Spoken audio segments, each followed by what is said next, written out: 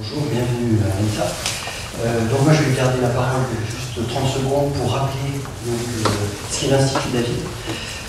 Donc l'Institut David c'est quoi? C'est un machin, c'est une initiative universitaire qui est partie du triple constat que, la vie c'est complexe, deux, qu'une thématique ou un champ disciplinaire à lui seul ne peut pas résoudre les problèmes de la vie, en tout cas ne peut pas répondre aux questions que pose la vie aujourd'hui, et que trois, à Toulouse, on a beaucoup de gens hyper compétents mais qui n'ont pas appris à travailler ensemble. Donc on essaie de créer du lien au sein des chercheurs, mais répondre mieux aussi aux questions de la société civile en travaillant à la fois donc, sur la recherche. Donc l'idée c'est émuler de la recherche interdisciplinaire par un certain nombre d'actions. Je vais faire très vite, hein, c'est Jean-Jacques qui parle, c'est pas moi. Deux, créer des enseignements mieux adaptés justement à la complexité de la ville, avec des ateliers interformation. Il y en a parmi vous qui ont participé, je crois, au dernier atelier interformation qui a eu lieu autour de ce lieu et qui a été hébergé par l'ENSA. Et un projet de master espace public dont vous avez peut-être entendu parler, qui est porté par l'IEP, mais avec d'autres établissements, dont l'ENSA.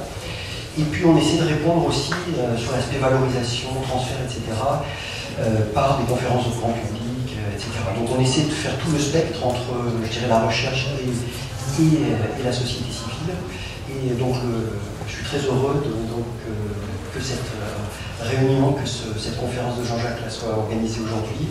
Elle fait suite donc elle fait partie d'un cycle, et alors je ne sais pas s'il y en a parmi vous qui ont participé à la dernière qui avait eu lieu à l'INSA, qui était portée par Pierre Jo, qui nous a parlé donc, de la nature, du lien entre la nature et la vie, et des trames vertes, trames bleues. Donc là on est dans un autre registre, tout aussi intéressant. J'espère qu'il y aura un peu de temps pour le débat et des échanges entre vous et Jean-Jacques. Merci. Merci de m'avoir invité. Juste pour qu'on se connaisse, il y a combien d'architectes en herbe dans la salle? Et d'autres disciplines? C'est un pâté d'alouette, mais comme tous les pâtés, ils montrent bien qu'il y a quand même d'autres disciplines.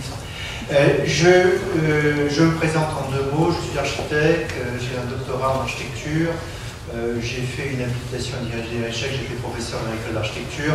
Aujourd'hui, je suis chercheur dans différents laboratoires, associés en France et au Canada. Et je suis professeur associé à l'Université de Montréal et à l'Université de Tirana en Albanie. Je vais essentiellement vous parler, comme Anne l'a dit, d'une publication, mais en fait, cette publication est le fruit d'un certain nombre de convergences, donc c'est plutôt de ces convergences que je vais vous parler plutôt que du livre lui-même. Voilà, donc évidemment, je n'avais pas un cahier des charges très précis, donc j'ai piqué un peu des choses que j'imaginais pouvant vous intéresser. Ce que je vous demande, c'est de m'interrompre chaque fois que vous le souhaitez. J'aimerais, si c'était possible, qu'il y ait un dialogue même pendant la conférence. Donc n'hésitez pas à me poser des questions. Et si vous n'êtes pas d'accord avec moi, de le dire tout de suite pour qu'on puisse en débattre. Alors, je vais faire une sorte de petit état des lieux de ce que j'appelle un processus de conception peu propice à l'innovation collaborative. Donc vous l'avez compris, moi je vais faire une espèce d'exposé, de développer une thèse qui consiste à dire que d'une façon générale, l'innovation est fatalement le fruit d'une collaboration et que c'est vrai dans plein de milieux, notamment dans l'industrie, et c'est vrai dans notre milieu, même si on ne le sait pas toujours. Si on n'en a pas vraiment pris conscience et que cette prise de conscience commence à devenir assez urgente. Donc voilà en gros la thèse dont je vais partir du point de départ, c'est que cet état des lieux est a priori pas propice. Je vais développer une controverse, et c'est là où j'aimerais bien que dès le départ vous discutiez, parce que je vais un peu vous provoquer sur des points sur lesquels vous ne serez pas forcément d'accord avec moi, et notamment je vais faire un parallèle pas trop comparatif, mais je vais faire un parallèle entre ce qu'est l'innovation et la collaboration dans nos milieux et ce qu'elle est dans l'industrie. Et on va voir si il y a des leçons à tirer de cette comparaison. Et puis ensuite, je vous montrerai un certain nombre d'expérimentations ou de démarches, soit que j'ai menées, soit auxquelles j'ai participé, soit que j'ai observées et qui m'apparaissent intéressantes pour alimenter la thèse en question. Voilà, donc je démarre pour vous donner premièrement les références auxquelles je vais citer dans le courant de mon exposé. J'ai travaillé sur un projet qui s'appelle IPCity pendant 4-5 ans. C'est un projet européen fait dans le cadre d'un programme de cadre de recherche de la Commission européenne avec une dizaine de laboratoires européens sur un thème qui m'a paru intéressant de vous exposer un peu plus tard dans la conférence et qui a été très fondateur de toute la réflexion que je vais vous porter. Donc ce projet, j'en dis deux mots, c'est un projet qui consistait à étudier avec des informaticiens et avec des ethnologues les conditions d'adaptation possible de représentation par la réalité augmentée, la réalité virtuelle, un terme que vous ne connaissez peut-être pas, mais certains d'entre vous les connaissent, j'en parlerai tout à l'heure. Comment est-ce que ces outils de réalité virtuelle pourraient être utilisés dans le cadre de collaboration autour de projets urbains, comment on pourrait... Donc là, c'était un très beau travail que nous avons fait, qui a porté un certain nombre de fruits, et je m'y référerai. Ensuite, on a travaillé pour la Caisse des dépôts sur un travail qui s'appelait, un projet qui s'appelait le projet partagé, que nous allons publier dans les semaines qui viennent aux éditions de l'Aube, avec une collègue avec qui je travaille souvent, qui j'avais travaillé sur le projet précédent, et ce travail a consisté justement, et c'est pour ça que je dirais là, à analyser, observer comment l'innovation se faisait dans des milieux qui n'étaient pas du tout les nôtres. On a étudié des milieux tout à fait étranges pour des architectes, c'est-à-dire regarder comment se passait dans les produits de grande consommation, comment l'innovation émergeait dans la conception de produits, dans les produits culturels, dans des produits de haute technologie comme les téléphones, les ordinateurs, etc. Et pour voir un peu comment ces gens travaillent et à contrario, comment nous travaillons. Le projet participe d'un projet avec lequel je travaille au sein de l'Université de Montréal, là aussi des urbanistes, des architectes, des ingénieurs qui travaillent avec des directeurs de recherche et développement de grosses sociétés telles que Bombardier, qui fait des avions et des trains, comme Hydro-Québec, qui est un peu l'équivalent d'EDF. Et donc comment est-ce que la recherche et développement se fait dans ces entreprises et quels sont les enseignements qu'on peut en tirer dans le domaine de l'urbanisme. Et puis enfin, un certain nombre de séminaires doctoraux que j'ai menés ces dernières années sur ces questions de conception urbaine en France, au Québec et en Allemagne, où j'ai contribué à créer une école doctorale à Tirana dans l'université. Voilà un peu mes références. Alors, je vais commencer donc par l'état des lieux. Je vais passer assez vite parce que je suppose que vous êtes tous au courant de ce que je vais dire, mais c'est toujours bien de se dire on a à peu près le même corpus, et puis si on l'a pas, on peut au moins échanger sur ce corpus. Alors, je commencerai par dire, en termes de mutation, j'ai retenu, et je retiens volontiers ces 4 termes, parce qu'ils me paraissent intéressants pour fonder tout travaux, toute recherche, tout débat sur l'évolution des sociétés urbaines actuellement. Alors, je me base en fait sur 4 auteurs qui ont chacun curieusement inventé un terme qui sont presque toujours des néologismes. Alors, Alberto Magnani, je ne sais pas si vous connaissez, le Progetto Urbano, il vient de sortir un livre là, que j'ai pas, qui est dans mon sac, excusez-moi, je n'ai pas monté le chercher, mais qui est, que je suis en train de lire, qui est assez remarquable, sur le bioterritoire. Et donc, il y a une thèse qui consiste à dire on a un territoire qui est en train de se faire bouffer, d'où le terme d'autophagie, et il est en train de mourir. Et donc, qu'est-ce qu'on fait, nous, pour éviter cette maladie mortelle? C'est un livre, à mon avis, absolument indispensable pour comprendre ces mutations. Ensuite, il y a Ulrich Beck, qui est mort il y a 15 jours, qui est un sociologue allemand, qui a travaillé beaucoup sur la notion de risque, et qui parle, lui, de polygamie, de la polygamie des lieux, en disant qu'aujourd'hui on ne peut pas travailler sur les lieux si on ne réfléchit pas à la fois à l'espace et aux temporalités, et aussi au fait que la globalisation est en train de complètement bouleverser ces relations entre espace et temporalité. Bon, Manuel Castel, qui est encore un sociologue, je me rends compte qu'il y a plein de sociologues catalans, sur l'ère d'informatisation, de l'information, je pense que vous connaissez, avec cette notion de ville réseau. Et puis François Hacher, encore un sociologue, qui a fait un certain nombre de livres sur la société hypertexte, qui là aussi est une bonne métaphore. Alors, si on met ça ensemble, on a une bonne aperçu, je ne sais pas qu'elle est exhaustive, mais enfin, en tout cas moi elle m'intéresse.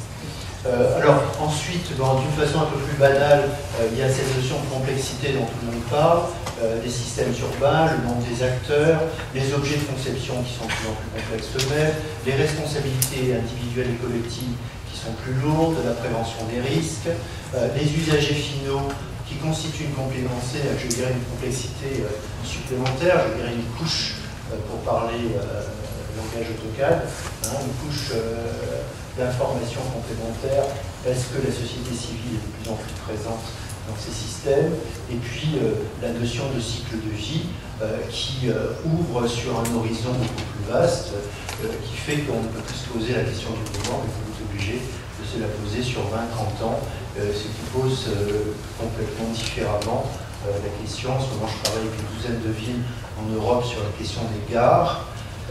Et quand on dit à ces villes, mais est-ce que vous avez réfléchi à ce que ces gares vont devenir dans 30 ans, ce qui est rien pour la vie d'une gare, il n'y a pas une seule ville qui sait répondre à cette question, qui même dit j'ai réfléchi à cette question. Donc c'est quand même un signe inquiétant, et là je vous renvoie à Edgar Morin, qui évidemment est le pape de la complexité. Disons qu'aujourd'hui on change. Pour toujours faire cet état des lieux, je dis peut-être des banalités pour certains d'entre vous, mais les banalités sont parfois bonnes à dire. On change un peu de paradigme dans la fabrique. Traditionnellement, j'aime bien cette phrase de François Hacher qui disait on est sorti d'un processus rationnel de domination de la société et de son futur par quelques élites. Et on sort de cette notion de domination par la fabrication à la fois à travers un tissu commun, c'est-à-dire une collaboration, et de l'incertitude. Et cette incertitude qui a remplacé, je dirais, j'espère qu'il n'y en a pas dans la salle, l'arrogance des ingénieurs de plans et chaussées, pour être simple, est en train de bouleverser complètement notre façon de voir. Mais bon, c'est ça. Ce qui n'empêche pas que j'ai de très bons amis ingénieurs des plans et chaussées, mais c'est vrai qu'ils ont dominé sérieusement la société humaine pendant un certain temps. Là, je vous renvoie de nouveau à deux ouvrages clés, l'un de François Hacher, de nouveau, et Edgar Morin. Vous voyez que j'ai une littérature un peu limitée. Et dans tout ça, mon hypothèse, c'est de me dire, c'est pas moi qui le dis, en rassemblant encore cet état des lieux, c'est de se dire que quand on voit ce qui se passe dans les instances internationales, quand on voit comment les États règlent ces problèmes de mutation, on se dit peut-être que la ville est le lieu où il faut traiter ces intéressés, où on peut traiter, où on peut gérer, où on peut appréhender, où on peut sinon maîtriser, du moins accompagner ces mutations. Pourquoi? Parce que la ville est à la fois source des problèmes. Je vous rappelle que quand même la triple crise que nous vivons, financière, économique, environnementale, est très fortement impactée dans la vie des villes, que ce que le Club de Rome a appelé les limites de la croissance, on le vit tous les jours dans les villes aujourd'hui, que ces villes en question constituent un monde fragile et précaire. Je vous ai dit que je travaillais à Tirana et à Montréal, et je m'aperçois que c'est exactement le même langage que l'on tient dans des villes qui sont pourtant totalement opposées en termes de précarité et de fragilité, même si le contexte est différent, et que globalement, on peut dire que les acteurs aujourd'hui ne sont pas du tout ou très peu motivés ou mobilisés sur ces mutations, que ce soit le monde politique, que ce soit le monde professionnel, ou que ce soit la société civile. Bien sûr qu'on voit de temps en temps des pics de fièvre qui sortent parfois de gens qui s'intéressent au sujet, mais on ne peut pas dire que les acteurs de la ville aujourd'hui soient motivés. Donc tout ça, c'est au titre du problème. Par contre, au titre du solution, il semble que, enfin il est possible que la ville soit la bonne échelle de résolution des problèmes, parce que c'est l'endroit où se rejoignent ce que de plus en plus souvent on appelle les approches top-down, c'est-à-dire celles qui viennent du haut et qui descendent, donc les approches un peu hiérarchisées, politisées, structurées, et puis les approches bottom-up, celles qui viennent de la société civile, des citoyens, etc. Et c'est là qu'elles se rencontrent, et c'est là que cette rencontre peut être efficace. Et là, je ne saurais vous conseiller de lire les pavés de Jérémy Rifkin. Je vous rassure, parce que sur Internet, vous en trouverez des résumés en 10 pages qui sont largement suffisants. Mais je pense que c'est un des ouvrages qu'il faut lire pour comprendre bien cet état des lieux de l'intervention, du rapprochement de toutes ces problématiques vers une ère d'influence où le citoyen peut intervenir. D'ailleurs, il dit à peu près la même chose dans ses ouvrages. Alors, voilà, on voit, vous voyez, c'est un état des lieux rapide, qui ne se veut pas du tout exhaustif, enfin, qui donne déjà une base sur laquelle on peut essayer de se comprendre.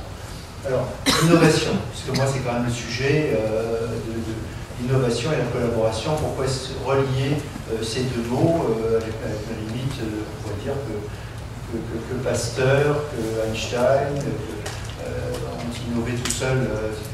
Bon, je fais référence là à un économiste qui est considéré comme le pape de l'économie. Je vous signale qu'il a écrit ça en 1954, et il dit l'innovation n'existe que comme une combinaison entre un certain nombre d'énergie et d'intelligence. L'intelligence, évidemment, de la science et de la technologie, mais aussi l'inspiration des créateurs, l'apport des financiers et les désirs des clients. Et je crois que si vous mettez ça vraiment dans votre vision du monde, et que vous regardez comment se sont faites les grandes inventions, les grandes innovations sociales de cette année, ces années qui viennent de passer, vous retrouverez chaque fois cette nécessité de mettre un certain nombre de choses en synergie. Alors, disons que c'est plus qu'une hypothèse. Je prends à titre d'exemple un chercheur qui s'appelle Christophe Midler, qui a beaucoup travaillé, qui est directeur de recherche au CNRS, directeur d'un gros centre de recherche à l'école polytechnique, et qui dit qu'il n'y a plus d'innovation, il ne peut plus y avoir que de la co-innovation, et la co-innovation nécessite des structures à la fois d'organisation et à la fois des structures de formation différentes de celles que nous avons aujourd'hui. Et il dit quelque chose qui m'intéresse particulièrement pour la suite de la thèse que je vais développer. Il dit la conception innovante est un jeu de négociation et d'intégration. Alors, négociation, c'est simple. Intégration, ça pose pas mal de problèmes partout, hein, même dans une entreprise. Et d'après lui, c'est la clé absolue de la co-innovation. Il prend comme exemple quelque chose d'intéressant. Il dit aujourd'hui, dans une entreprise comme l'automobile, la pharmacie, l'aérospatiale, qui est l'aéronautique, pas très loin de chez vous, les structures émergentes, que ce soit Airbus, que ce soit les sociétés automobiles, etc., ne sont finalement plus détentrices de l'innovation. Elles ne sont plus que le que et de trop, elles sont des assembleurs d'innovation, de recherche qui se trouvent ailleurs. Et le grand talent de ces sociétés, c'est de savoir intégrer l'intelligence qui se trouve ailleurs. Alors, dans l'automobile, dans l'aéronautique également, ce sont des sous-traitants, ce sont des ingénieries, et ils rassemblent. Et le métier de rassembleur est devenu essentiel. Il rassemble des innovations réparties, divisées, et ça, c'est quelque chose qui devrait, nous, gens de la vie, de l'architecture, nous intéresser beaucoup. Qui rassemble? Qui peut être le rassembleur d'innovation répartie chez nous? Si tant est qu'on parle d'innovation, et on va voir que c'est quand même nécessaire. Donc là, je vous renvoie à un livre écrit par Christophe Mider qui s'appelle « L'auto qui n'existait pas », qui est déjà un peu ancien, qui décrit la façon dont Renault a inventé la Twingo. Alors il a écrit d'autres livres plus récents dont je parlais tout à l'heure, mais là c'est un livre un peu fondateur pour tous ceux qui s'intéressent à quelle organisation pour permettre la co-innovation. Alors, si on continue le raisonnement, innover c'est très bien, co-innover c'est très bien, mais comme dit Guillaume, l'innovation contient sa part de risque. Et contient une grosse part de risque. C'est Guillaume qui dit innover le navire, c'est déjà innover le naufrage. Et donc, là encore, vous verrez vers où je vais, mais donc il faut innover avec les autres parce que la société nous la demande d'innover. On n'innove pas parce qu'on a le plaisir romantique d'innover, mais c'est parce que la société en a absolument besoin aujourd'hui. On a besoin de changer un certain nombre de choses dans nos environnements respectifs. Et ce changement comporte forcément sa part de risque inscrite dans ses gènes. Et comme vous le savez, le politique n'a qu'un seul mot dans la bouche, c'est le risque zéro. Et donc ce risque zéro amène à un jeu de dupes qui consiste à jouer au dé avec des dés ronds, c'est-à-dire qu'on met en place tout un programme d'innovation, et puis le jour où cette innovation émerge, on dit « Ah mais non, il y a trop d'incertitudes ». Et donc on n'est plus dans une logique de risque.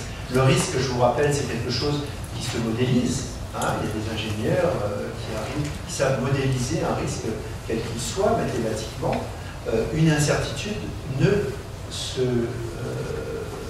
modélise pas, se traite éventuellement, et en tout cas, c'est une source de blocage. Et aujourd'hui, nous sommes dans cette situation où tout le monde est d'accord pour innover, quelques-uns sont prêts à réfléchir à la co-innovation, mais chaque fois que l'on va un peu en avant dans cette logique, on se retrouve face à des incertitudes telles qu'elles deviennent facilement blocage. Et dans ce cadre-là, et c'est là où je pense que ça commence à devenir intéressant de regarder ce qui se passe ailleurs, dans ce cadre-là, eh bien, quand on discute avec les gens dont je parlais tout à l'heure, Bombardier, EDF, Centrale, machin, etc., ils vous disent l'incertitude, le risque, ça ne nous inquiète pas trop. L'incertitude est quelque chose qui nous inquiète beaucoup parce qu'on ne sait pas le faire. Et là, on se retourne vers des gens qui sont assez intéressants, comme Michel Callon, Bruno Latour, etc., des chercheurs qui ont beaucoup gravité autour de l'école des mines, et aussi, pour ce qui est de Bruno Latour de Sciences Po, et qui disent il n'y a qu'un seul moyen pour briser l'incertitude, c'est de mettre en place ce qu'ils appellent des forums hybrides, c'est-à-dire de faire venir les gens autour de la table et d'expliquer les causes de l'incertitude, ou de détricoter les causes de l'incertitude avec des points de vue différents. Alors c'est une vision de politologue, hein, Michel Callon est plutôt un sociologue encore, et qui est plutôt intéressé à la politique et éventuellement à l'industrie.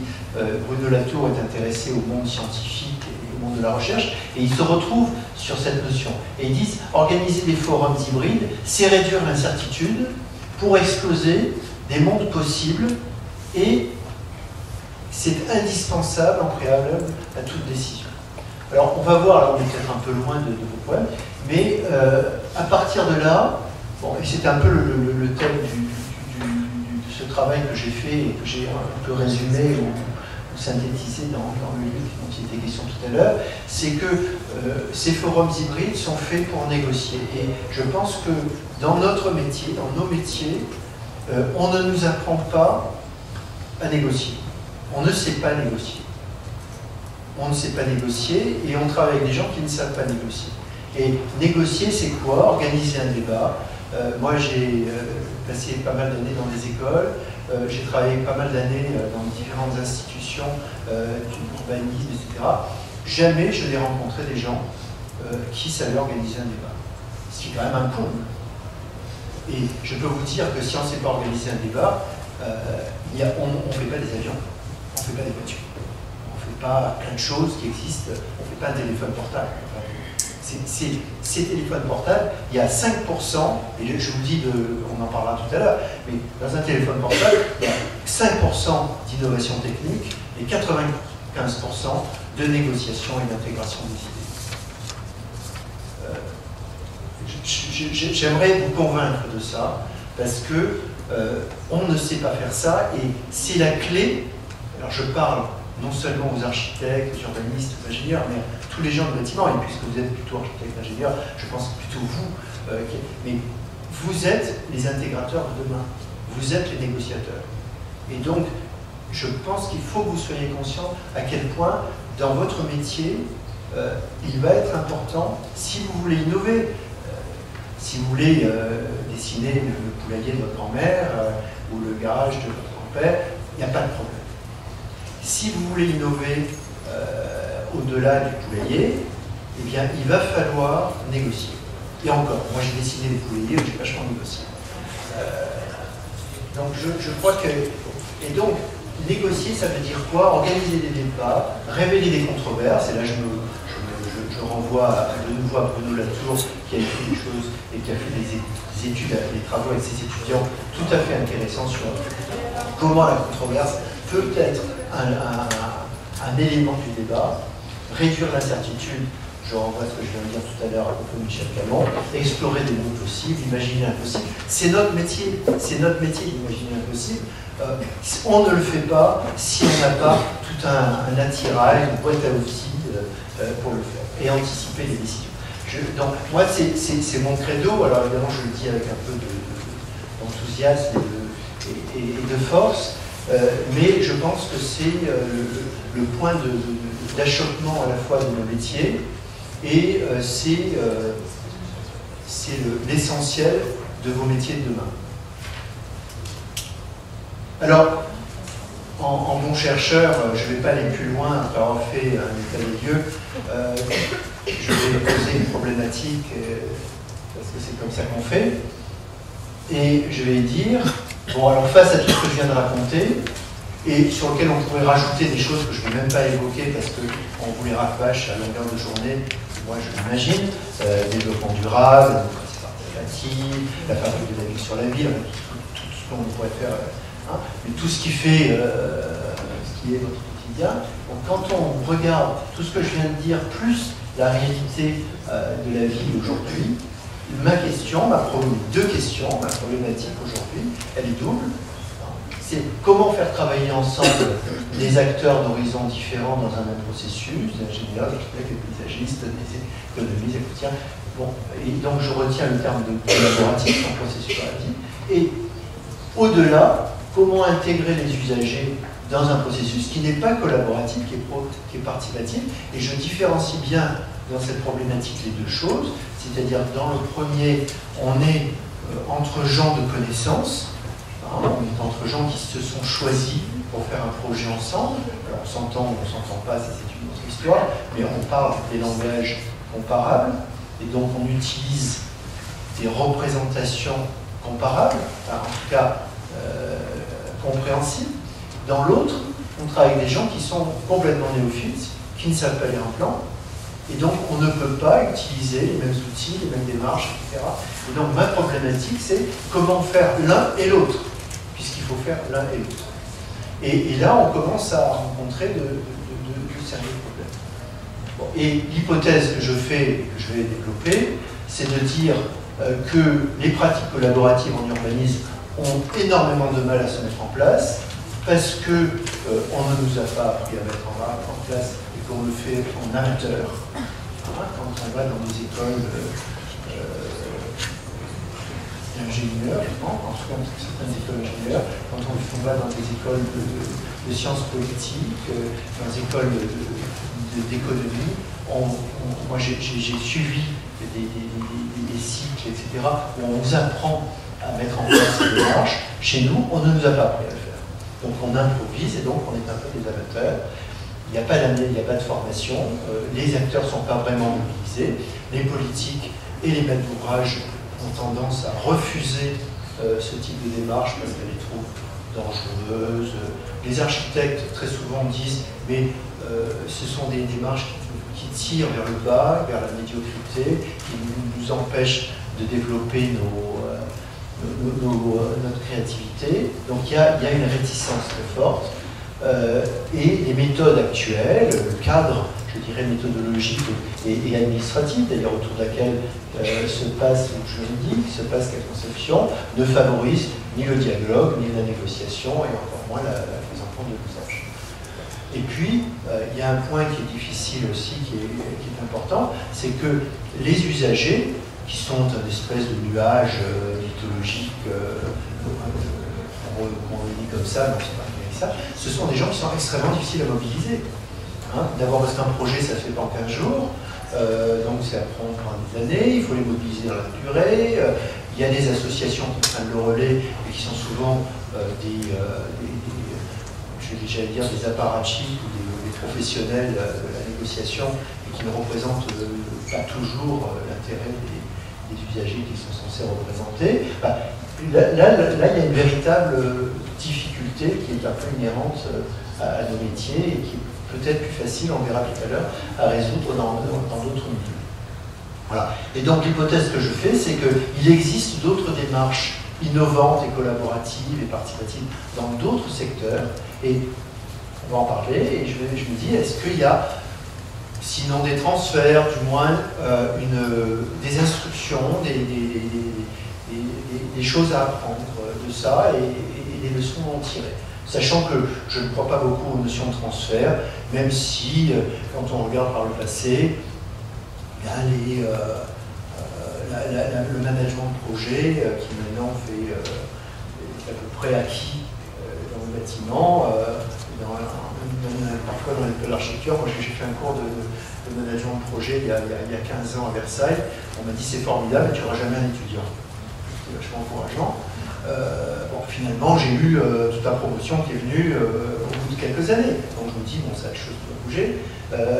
Donc ça existe, et ça vient intégralement du monde de l'industrie.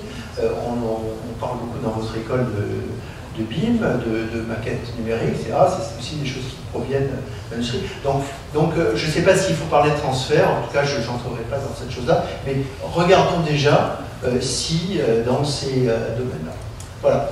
Alors, je vais donc bâtir ce débat. J'aimerais être un débat et sur cette hypothèse que je considère un peu très controversable, c'est est-ce qu'on peut comparer la façon dont on innove et on participe dans certains milieux, et est-ce que c'est possible d'en tirer des enseignements? Alors, c'est quoi?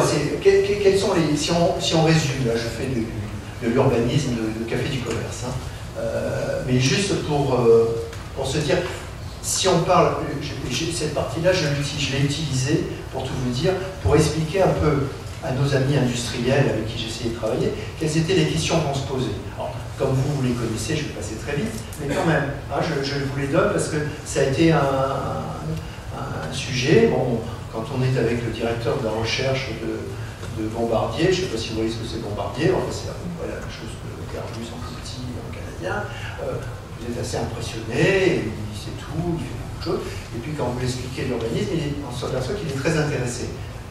Lui, il est intéressé par apprendre comment on fait, parce qu'il dit, vous travaillez par projet, nous on a beaucoup de mal à travailler par projet, et on aimerait apprendre, donc vous voyez, la notion de participe va dans les deux sens. Il considère que nous, on a beaucoup de choses à leur apprendre. Et donc, bon, je dis, écoutez, nous, voilà les sujets sur lesquels les urbanistes se déchirent, discutent, sur lesquels ils ne sont pas d'accord, sur le niveau des formes urbaines, densifier, pas densifier, détour, pas détour, etc. La mobilité, mobilité est un droit, mais il faut la limiter, parce que ça coûte cher, et puis ça dépense du CO2, etc. Les rapports au vivant, bon, Pierre, je vais en parler de moi, mais est-ce que la nature est une valeur urbaine? Est-ce que surtout il ne faut pas y toucher et la regarder de très loin comme Moussa Malouine, c'est ça? Tu la regardes à travers... Non, le parc de la Malouine, c'est comme ça que tu vois?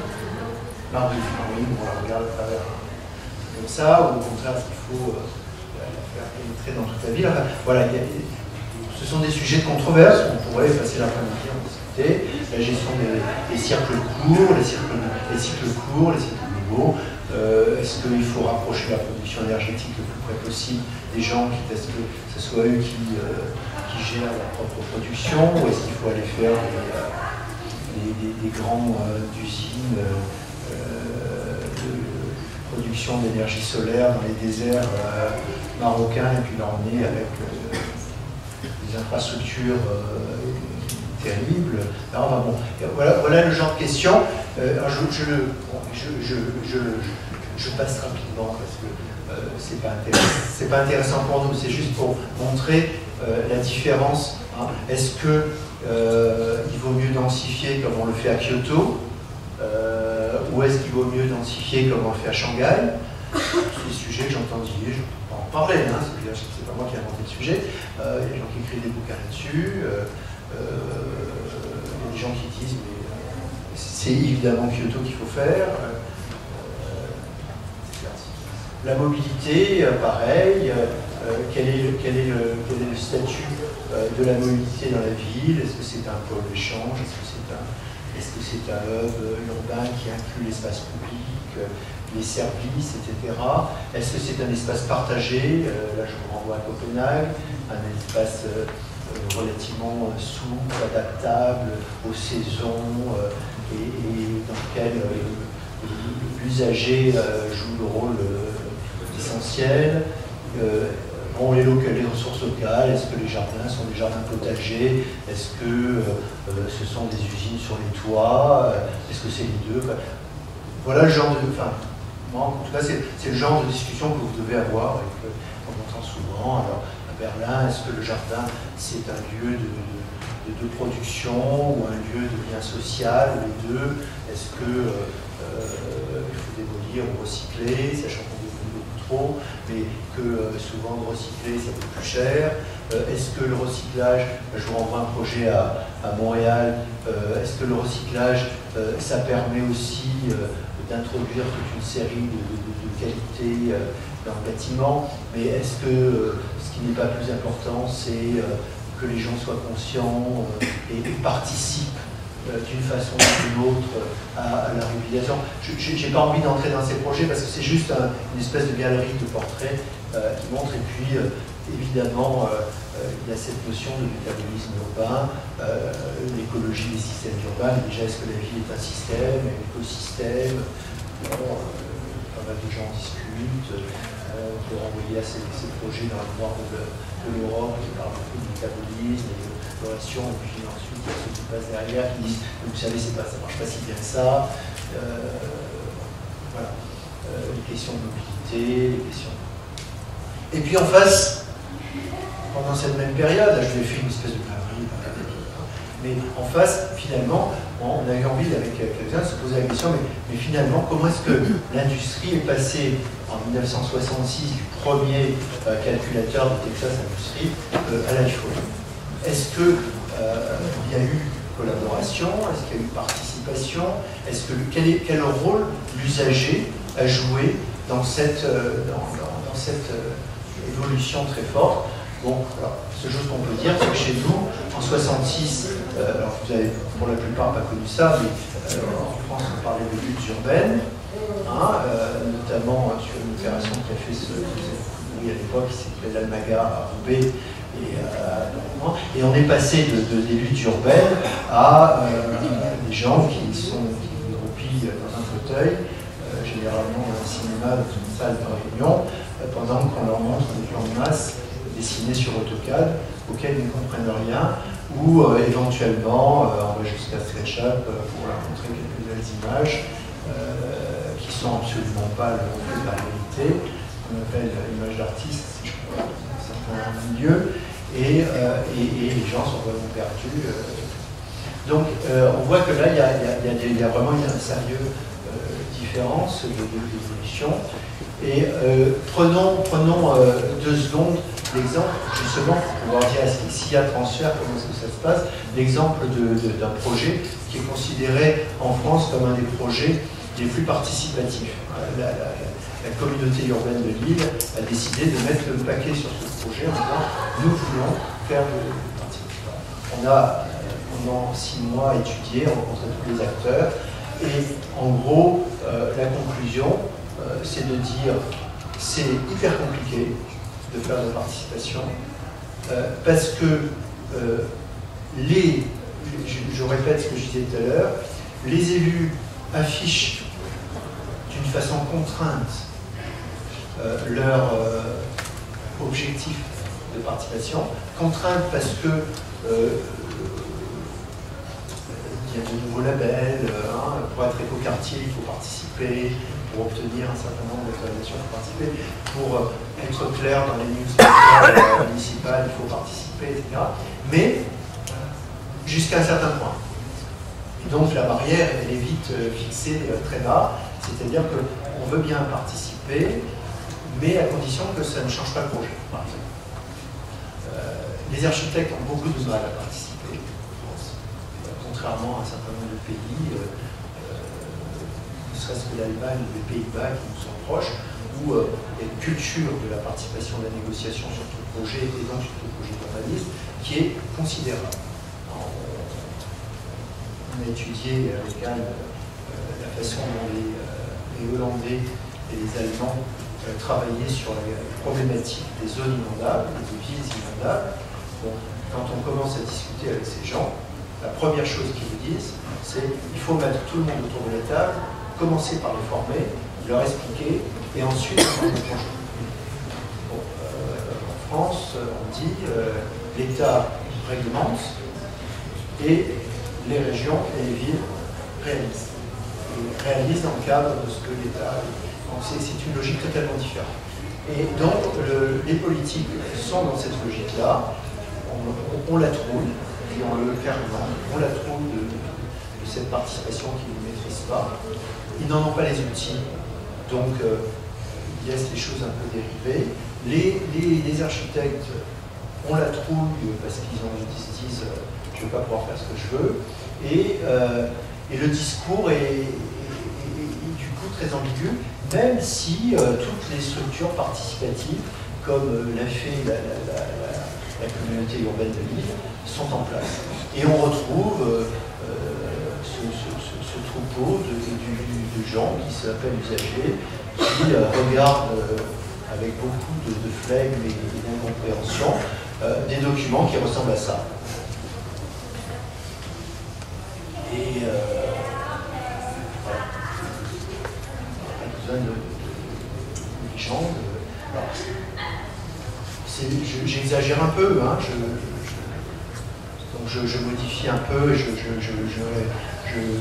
il y a des gens, hein, dans cette même opération de l'Union, gens comme Bouchin, qui font un travail remarquable de collaboration, mais ça reste très circonscrit sur des projets très particuliers, et même là, on voit que c'est difficile, parce que les gens n'ont pas l'habitude de travailler sur des maquettes, que lorsque le projet est réalisé et qu'on les réinterroge après coup, ils disent mais c'est pas du tout ce qu'on avait compris sur la maquette. Il y a un vrai problème, c'est inhérent à notre métier. On ne peut pas dire mais moi je n'avais pas compris qu'il allait y avoir une avancée de toit qui allait prendre de l'espace sur le jardin. C'est normal qu'il n'ait pas compris, parce que c'est pas facile à comprendre. Il y a même des architectes qui ne comprennent pas.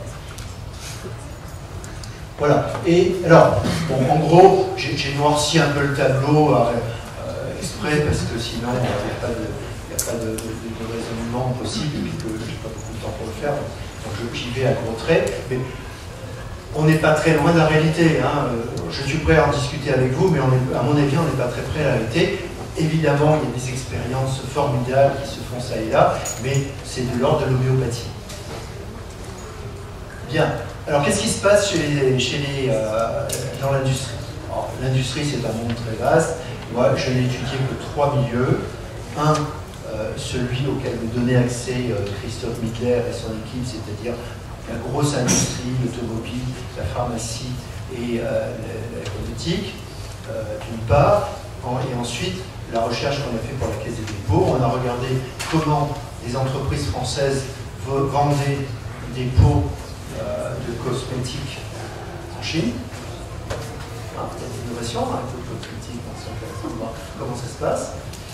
Comment des industriels des nouvelles technologies, notamment de la téléphonie, introduisent les usagers dans le rapport à l'innovation.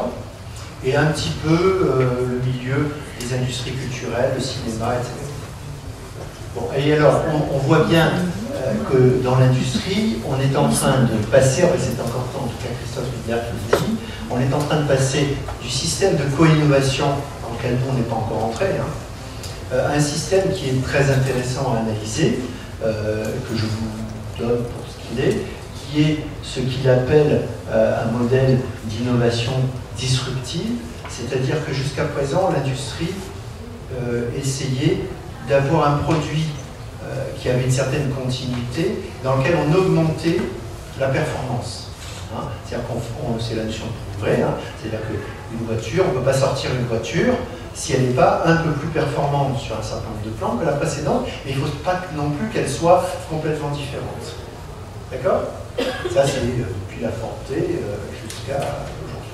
Et lui, Mittler, sa théorie, c'est de dire vous devriez observer ce qui se passe aujourd'hui dans l'industrie, parce que l'industrie est en train, non pas de suivre cette pente de la performance, mais de casser la logique de performance, de la logique de on vend de la performance, et là, aujourd'hui, ils essayent de dire on vend un autre type de performance. On est en train de changer de paradigme de performance. Moi, je ne suis pas capable d'en parler beaucoup plus que ça, mais cette notion de montée en puissance de la performance est en train, dans l'industrie, de se passer. Alors, ce n'est pas vrai dans toutes les industries, c'est pas vrai partout, mais il y a cette logique-là qui est intéressante et qui devrait nous interpeller. Et alors, maintenant, je vais analyser la façon, on a vu des gens assis dans une salle en train de replier, en train de regarder des plans de masse AutoCAD, faits sur AutoCAD, et là, je j'ai suivi pendant quelques semaines des gens qui étudiaient comment des produits européens pouvaient innover dans un milieu nouveau pour eux, qui était le marché chinois. Et donc, la première chose que ces gens vous disent, c'est, les industriels, c'est nous n'imaginons pas de faire un investissement colossal sans interroger les usagers finaux. Il n'est pas question pour nous d'aller vendre un stylo en Chine sans avoir fait une analyse très précise de l'usage qui va être fait de ces stylos en Chine. Et il se fait que j'ai suivi l'étude d'un stylo et ils ont fait venir toutes sortes d'usagers pour s'apercevoir que les Chinois achetaient beaucoup de stylos, mais qu'ils n'écrivaient pas avec. Parce que pour un Chinois, le stylo est à la fois la référence à une culture millénaire de la calligraphie, qu'on ne peut pas faire avec la styloline, et à la fois une représentation sociale très importante qui consiste à dire que si on a un très beau stylo, on est un très grand patron, et donc si on a un stylo moins bien, on est le second du très grand patron. Et qu'on utilise son stylo en gros 3 fois dans sa vie, le jour où on se marie pour signer son contrat de mariage, et 2 ou 3 fois on change de boulot pour signer son contrat, et ce jour-là, il ne faut surtout pas avoir un stylo plus beau que son patron. Bon. Si vous ne savez pas ça, vous n'en avez pas de stylo en Chine. Et ces industriels se retournent vers nous et nous disent « Mais comment faites-vous pour construire les milliers de logements ou les centaines de milliers de bureaux que vous faites? Comment travaillez-vous avec les usagers ?» Vous savez, nous, ça fait 50 ans qu'on fait les mêmes logements à peu près, et on n'a jamais discuté avec des usagers pour savoir quel type de logement ils voulaient. Puis peut-être un peu. En gros, c'est ça. Et donc, là, ils ne comprennent pas très bien. Ils disent, c'est pas possible.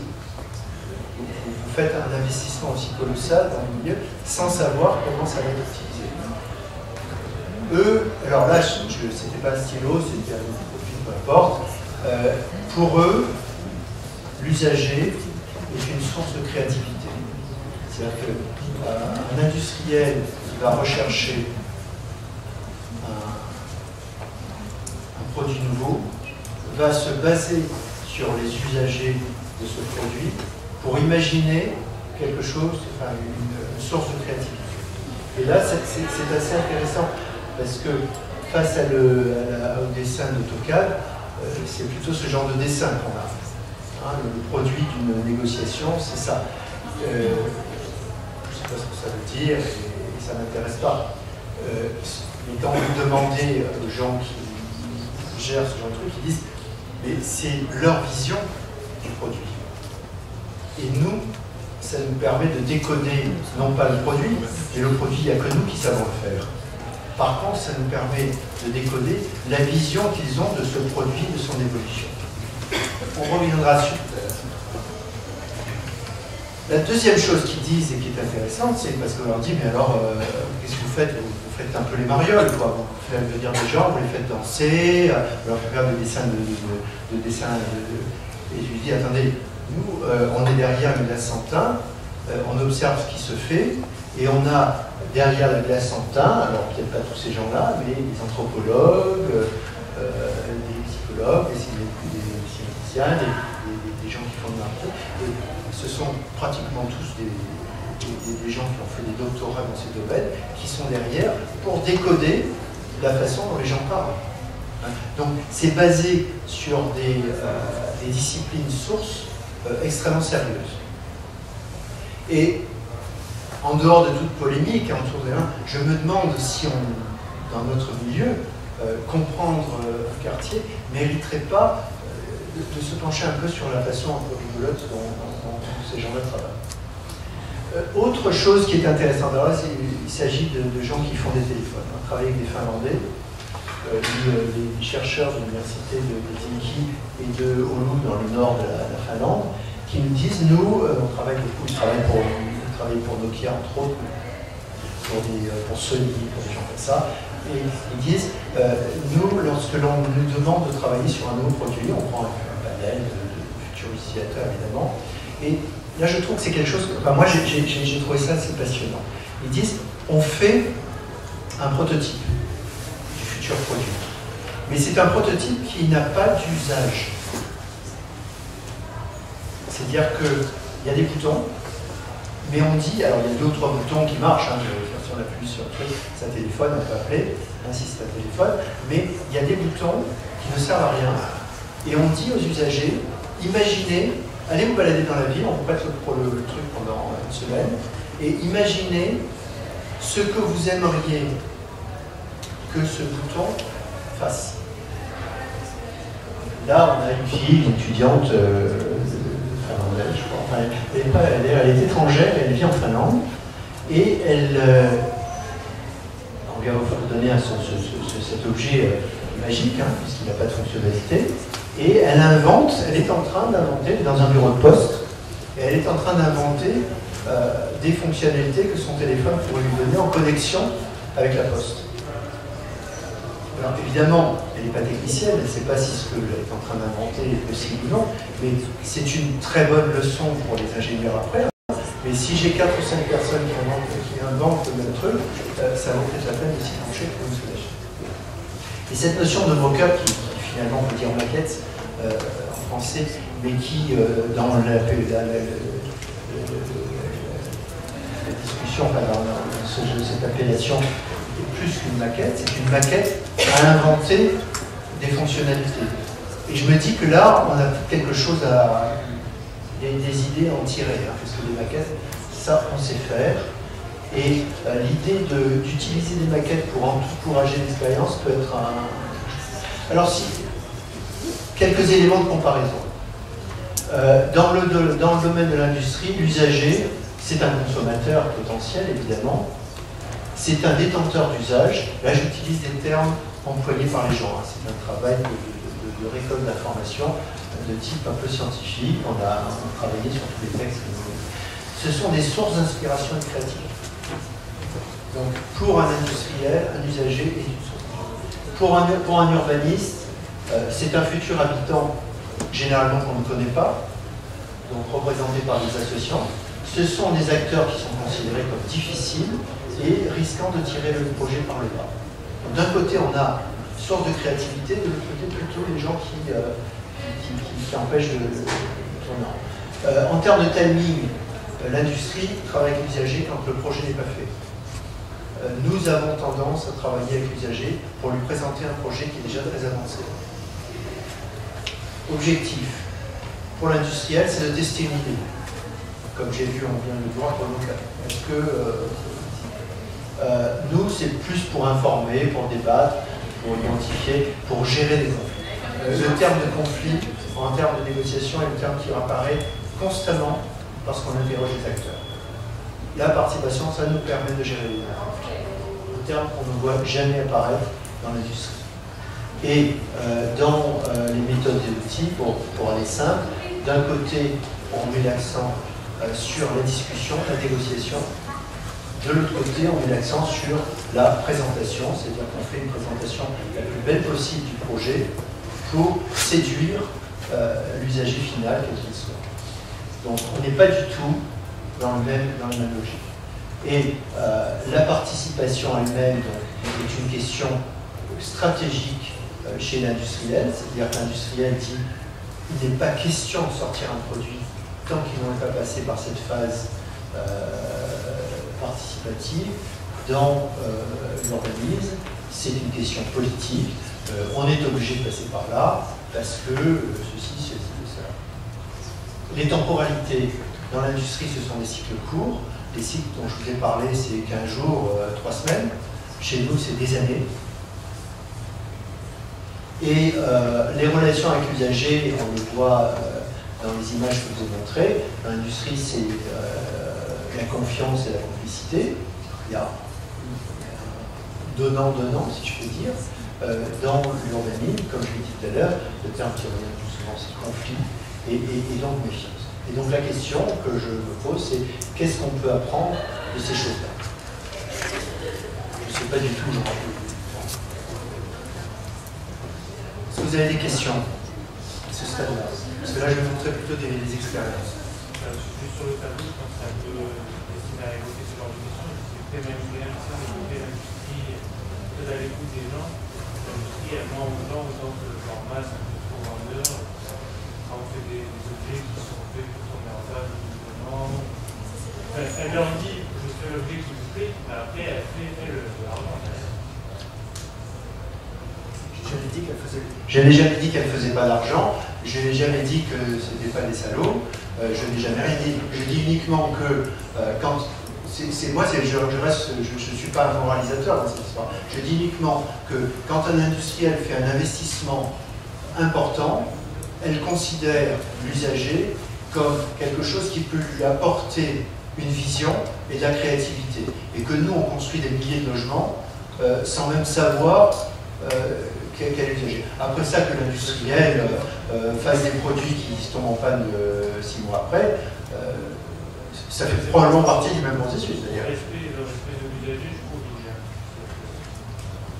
Parce qu'il peut y avoir aussi bien des architectes et tout ça qui mettent l'usager ou l'achetant au cœur du projet dès le début.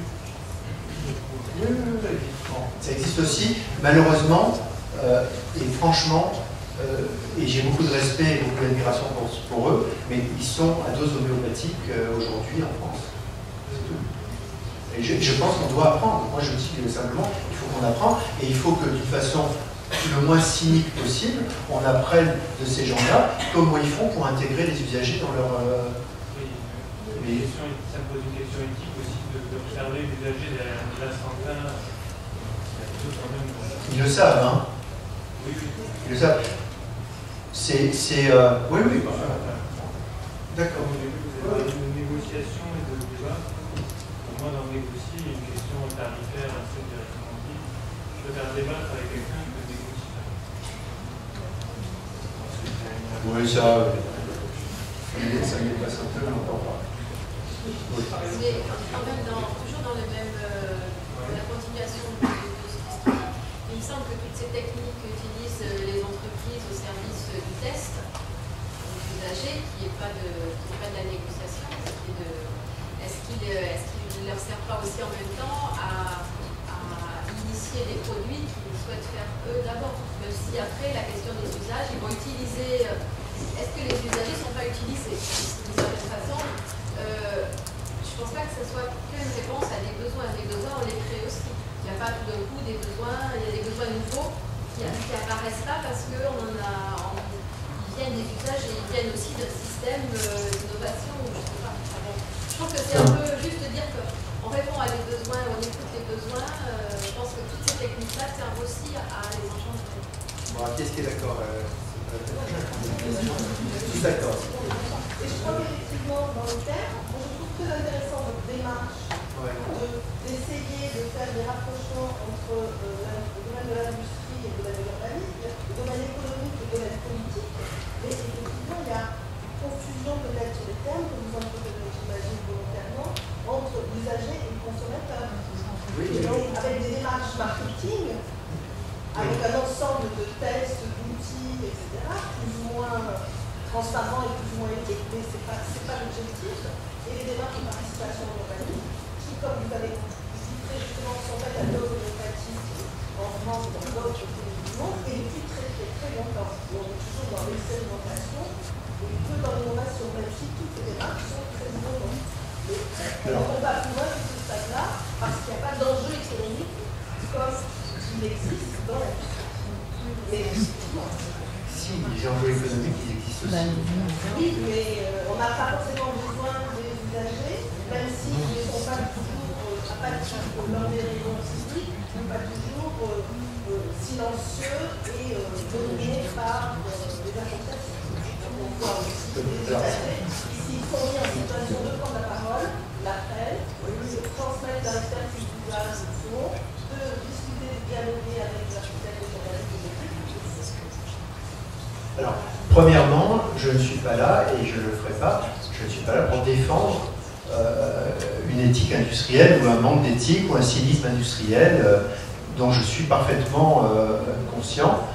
C'est pas mon but, hein. J'ai pas fait l'analyse de la production industrielle pour...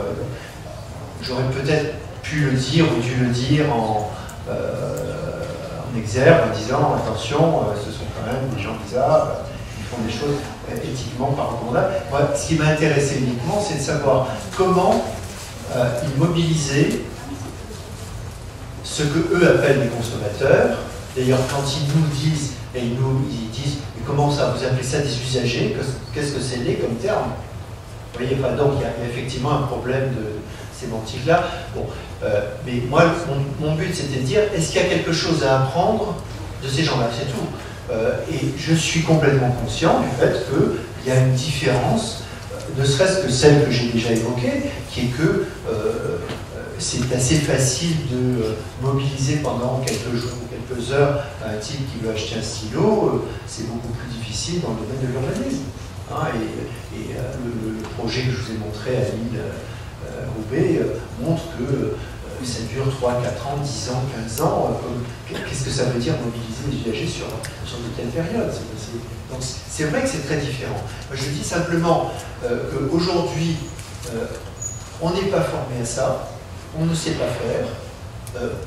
Il y en a qui le font avec beaucoup de talent d'ailleurs, et c'est pas complètement inconnu, mais on le fait un peu en improvisant, en fonction d'abord du milieu politique dans lequel on le fait, souvent du fait qu'on a 2 ou 3 individus un peu charismatiques qui prennent le débat en main et qui font que quelque chose se passe, parce que moi j'ai assisté à des parties de trucs où c'est quand même assez difficile de faire monter la mayonnaise. Bon, et qu'il y a des méthodes très efficaces.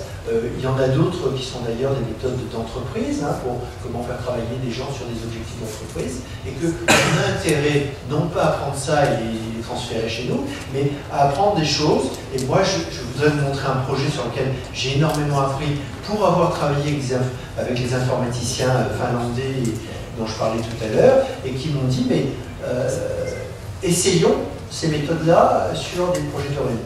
Donc, voilà, mais je ne suis absolument pas naïf quant à l'éthique, par ailleurs, voilà. C'est pas mon propos, c'est tout. Mais peut-être qu'effectivement, c'est bien dit. Est-ce qu'il y a d'autres questions? Est-ce que peut-être c'est plus facile au niveau de faire le lien entre, pas forcément la conception vraiment du produit, avec les commercialités ou quelque chose qui est, mais avec la conception, c'est un peu les mêmes démarches sur la conception de vraiment de services qui sont plus de l'ordre de l'expérience utilisateur vraiment, comme vous parliez tout à l'heure d'un service pour la poste par exemple, ou d'un service pour la SNCF, de quelque chose qui est vraiment destiné en fait à l'usager, l'utilisateur comme vous l'avez et voilà, est-ce que c'est pas plus... et pourtant c'est les mêmes démarches, enfin, effectivement, un peu dans l'industrie, ils ont des processus de conception, de création... Je viens en évoquer là, effectivement, de service. Vous avez raison. Le service est peut-être plus... Voilà, c'était pour nous, c'était plus difficile d'identifier une innovation de service qu'une innovation de produit. C'est peut-être pour ça qu'on parle là-dessus. Vous savez, c'est un truc qui est en cours, hein, on est en train de travailler, on n'a pas fini. Je vous présente une photo à mon donné du travail. Peut-être que c'est notre domaine, il y a une différence. Il y a eu un mot qui est les données obsolescentes programmées. C'est une chose. On pourrait plutôt parler du fait que dans le secteur très innovant de l'industrie, des produits de consommation très innovants, on tape sur le fait de manière que c'est un produit en place d'autre qui va être plus mode, plus performant et l'autre va être dépassé. Alors que quand on conçoit quelque chose de durable, vous l'avez évoqué, on pense sur l'usage futur, et donc c'est le même produit. C'est vraiment une introduction. Alors que dans un cas, on va considérer que de toute manière, ce produit va être au mieux recyclé ou traité dans les cas. Dans un autre cas, c'est un produit qui va être conçu pour durer, avec des usages multiples qui peuvent évoluer, même dans un temps très court, à l'échelle d'une génération, ou même de la vie d'une famille, où on peut concevoir des vêtements extrêmement nombreux, et que ensuite les enfants vont se développement. Oui, mais vous voyez, vous prenez un exemple que je trouve très intéressant, le logement évolutif. quand même qui revient régulièrement. J'en ai passé des études sur les données collectives. Dans 80% des cas, on dit ça ne marche pas, ça n'évolue pas. Je ne sais pas si vous ne connaissez pas, mais il y a des études de Mangarotti dans les années 60, 70, Ah pardon. Il y a eu toute une série de vagues successives sur le joint d'évé qui sont très intéressantes. Mais chaque fois, on nous dit ça ne marche pas, ça n'a pas marché, etc. Je pense que là, il y a quand même un problème d'usage. Il y a peut-être une question. Moi, je pense que l'idée du mock-up, là, je trouve qu'elle serait quand même justifiée de mettre en place quelque chose qui soit beaucoup plus proche des usagers, qui soit de l'expérimentation. Voilà.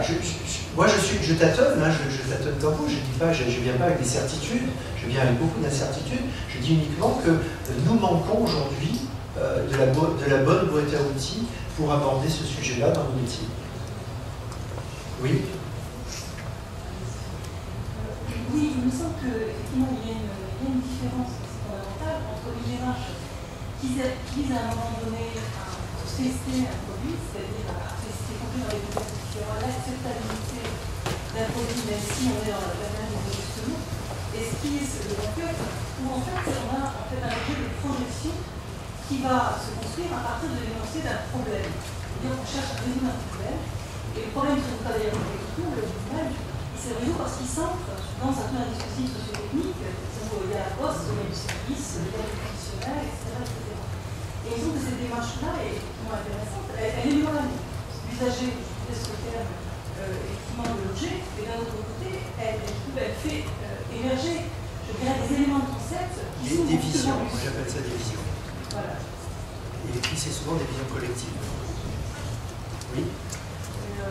C'est une question que je me pose. Est-ce que cette différence, on dit, depuis tout à l'heure, j'ai l'impression qu'on dit que c'est vraiment trop différent l'un comme l'autre, l'industrie et l'architecture, enfin l'urbanisme, qu'on peut faire des liens. Mais est-ce que le problème ne viendrait pas un peu plus haut, c'est-à-dire dans le sens où les industries acheter un stylo, si le stylo il ne plaît pas, on va chez une autre marque, on peut trouver un autre moyen de répondre à ce besoin qui est écrit. Par contre, en urbanisme, en architecture, l'usager, on a un peu l'impression qu'il n'a pas le choix. C'est-à-dire que, est-ce que, quelque part, la difficulté pour moi à l'heure actuelle d'introduire les usagers, ça serait pas parce que, de toute façon, quoi qu'on fasse, ils seront soumis en fait, au choix. Quoi. On n'a pas... Quand on voit le nombre d'opérations qui sont arrêtées parce que des associations d'usagers se mettent en travers de la route, je suis tout à fait d'accord. On ne peut pas tout à fait d'accord avec ce que je ne suis pas d'accord. Enfin,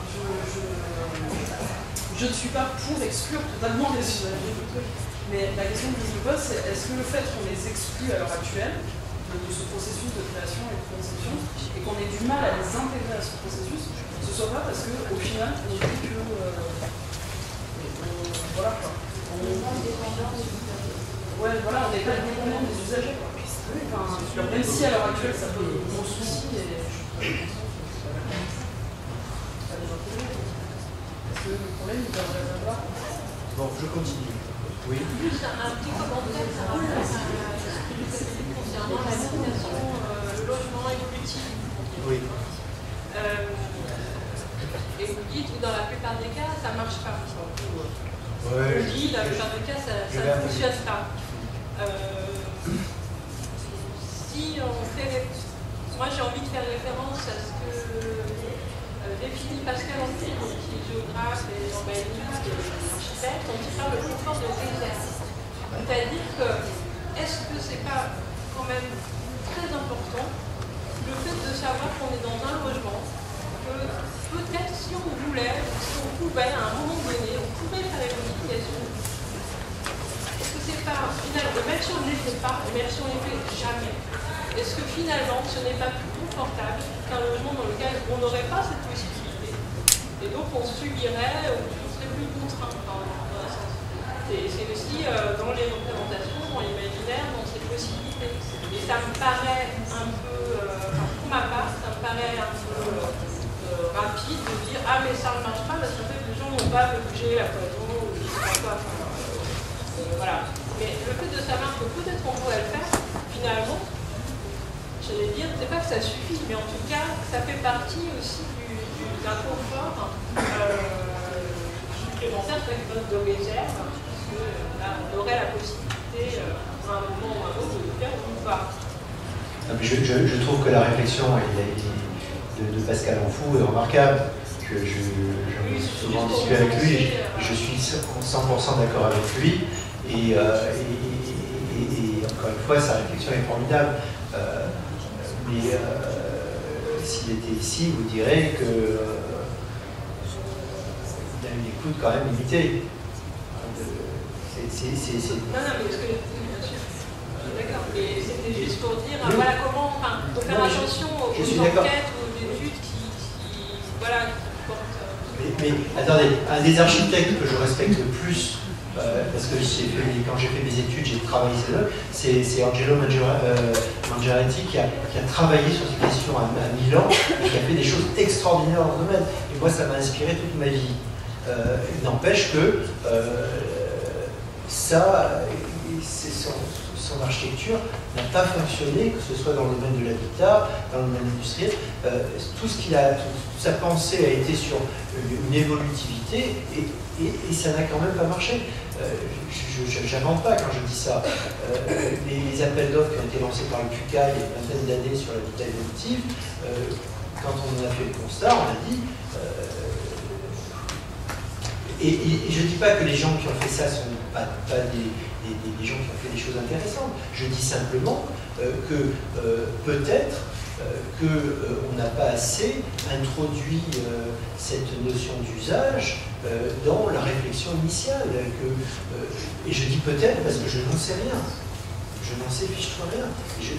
Je m'interroge aujourd'hui. Là, je viens vous présenter un travail qui est en cours. Je ne prétends pas du tout montrer des travaux aboutis. Je dis simplement, oui, il me semble que c'est un sujet, moi c'est un sujet qui m'intéresse, sur lequel je travaille. Je viens en témoigner parce que je trouve que c'est un sujet important et qu'il est majeur que nous nous y intéressions et que nous nous formions à ça. De la même façon que les gens de l'industrie font, mais certainement différemment, parce que notre éthique n'est pas la même, parce que nos outils de conception ne sont pas les mêmes, parce que les temporalités ne sont pas les mêmes, et que je crois qu'on n'est pas question de vous convaincre de faire des transferts, mais simplement d'observer ça et de dire, tiens, qu'est-ce qu'il faudrait qu'on fasse, nous, face à cette question-là. Je peux continuer ? Alors, je vais vous montrer 2 ou 3...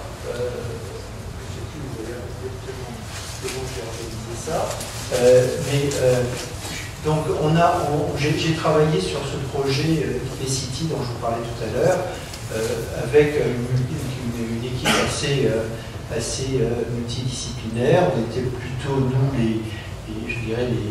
justement les usagers finaux des produits qu'on concevait. On avait un certain nombre de laboratoires en Finlande, en Allemagne, au Danemark, en Autriche et en Angleterre, et nous, avec des collègues autrichiens, on était chargés de voir comment ces technologies pouvaient s'appliquer dans le domaine de l'urbanisme. Alors, il faut resituer ça dans un projet européen, dans lequel pas mal de monde, de cultures et de nationalités, donc de langues différentes, et qu'il y avait une phase d'acculturation importante. Bon, je passe rapidement sur les principes en leur disant, moi je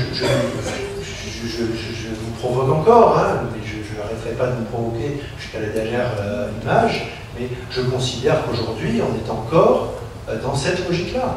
Hein, la logique des concours, c'est ça, la logique de la loi MOB, c'est ça, la logique de la loi SRU, c'est presque ça.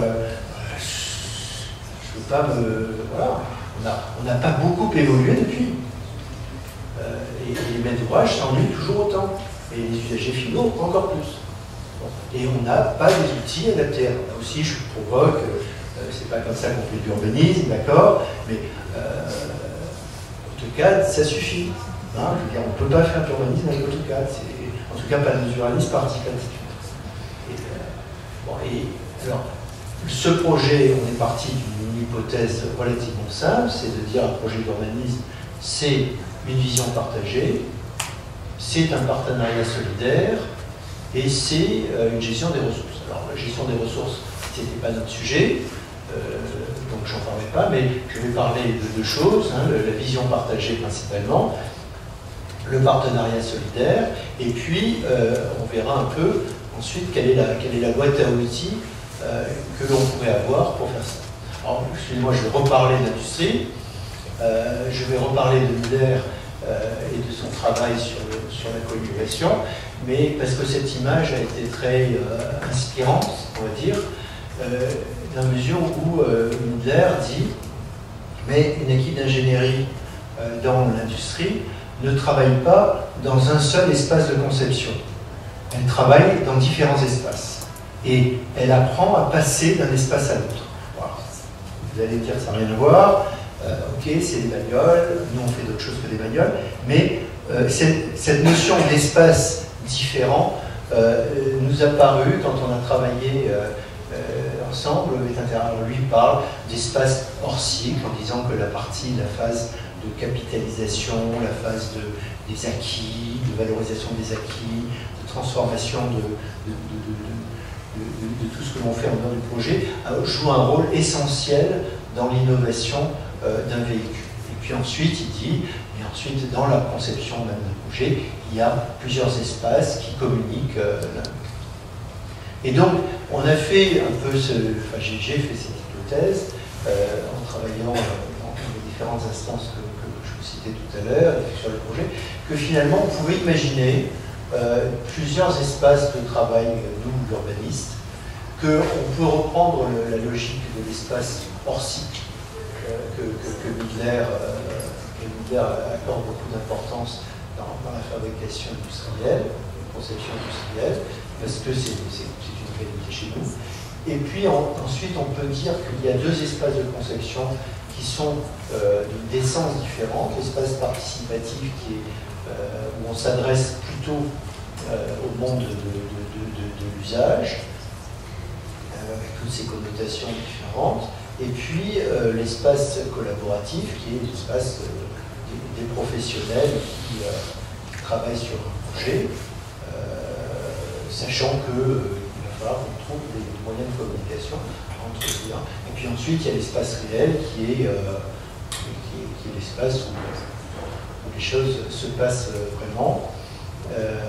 Et puis on s'interrogera sur qu'est-ce que c'est qu'un objet intermédiaire, à mesure où ces espaces ont beau être très différents et fonctionner différemment, il faut apprendre à passer de l'un à l'autre.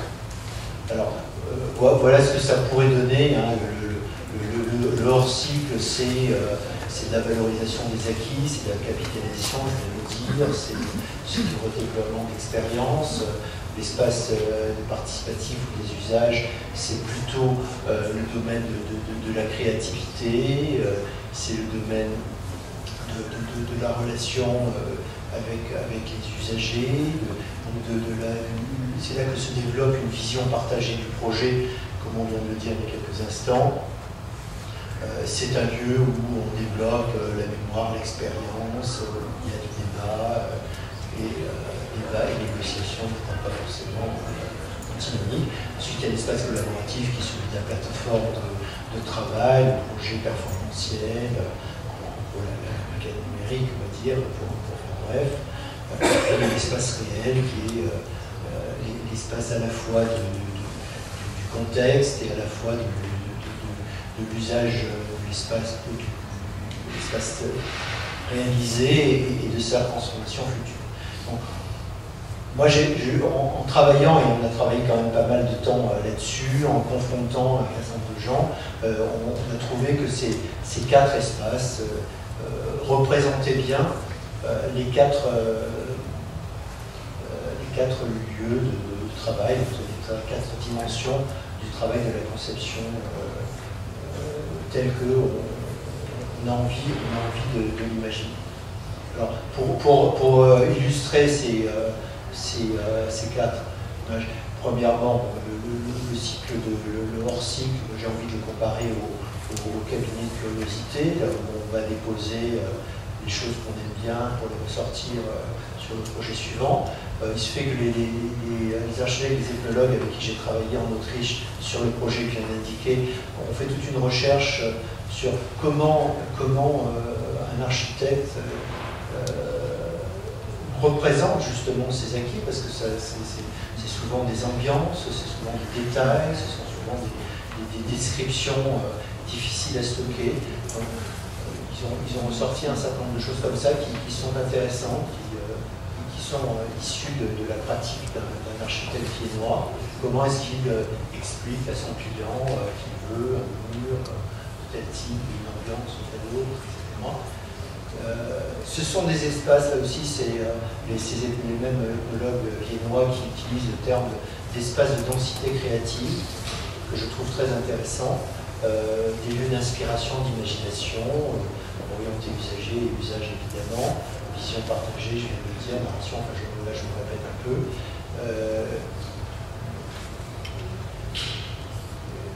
Il peut y avoir ou il peut ne pas y avoir une forte dimension technologique à ces espaces de densité créative. On en connaît un certain nombre de laboratoires mobiles qui s'installent, etc. pour partager. Ça peut être très low-tech aussi, comme l'exemple à gauche qui se trouve à New Delhi, qui est un trou dans le mur avec un écran de télévision qui montre un certain nombre de choses sur lesquelles on a envie que les gens du quartier réagissent, ou alors quelque chose de beaucoup plus sophistiqué, comme l'exemple de droite.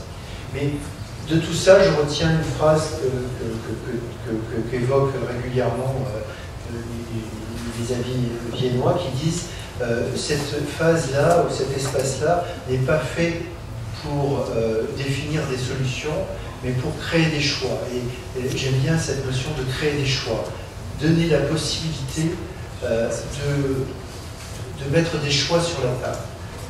Et c'est vrai que ça me parle, ça m'a paru une terminologie intéressante. Alors il y a toutes sortes de techniques, la technique des jeux, je passe rapidement, des scénarios, des techniques qui sont placées souvent en voilier, qu'on connaît, que vous connaissez sans doute. À travers un autre projet européen, les gens viennent de Paris qui sont dirigés par une fille qui s'appelle Nina Wagner. Vous pouvez retrouver des écrits sur son site, avait mis au point avec ses étudiants même un espace participatif complètement virtuel dans lequel les gens venaient déposer des images. Alors j'en viens à notre projet parce que il est basé un peu sur cette logique de vision collective alors c'est un projet qui a consisté à mettre au point une technologie de réalité virtuelle. La réalité de réalité virtuelle, c'est ça. Donc l'idée, le principe même de la réalité virtuelle, même si je suppose que tout le monde est au courant ici, c'est de pouvoir, dans un même espace de vision, mélanger des objets réels et des objets virtuels. Alors ça se fait à travers soit des écrans. Aujourd'hui, il y a les Google Maps, les Google machin, Internet. À l'époque, ça n'existait pas encore. Enfin, c'est le principe même donc, de pouvoir mélanger les deux. C'est ce qu'il y a sur le monde qui va y voir de plus en plus sur les pare-brises des voitures, etc. Des informations virtuelles en superposition avec des objets réels. Et donc, dans le cadre de ce projet, on a mis au point une tente qui, pour faire simple, vous la voyez en bas à gauche, cette tente est dotée d'un écran et d'une fenêtre qui donne sur le site, donc on l'installe sur le site du futur projet. Au milieu de la tente, il y a une table. Au-dessus de cette table, il y a une caméra qui capte des informations qui sont sur la table, et notamment des objets que vous allez voir dans un instant. Ces objets sont reliés à une base de données d'objets alimente auparavant, avec des outils, avec des objets qui vont être utiles pour le projet. Et donc, quand on pose l'objet en question sur la table et qu'on le relie à la base de données, cet objet apparaît de façon interactive.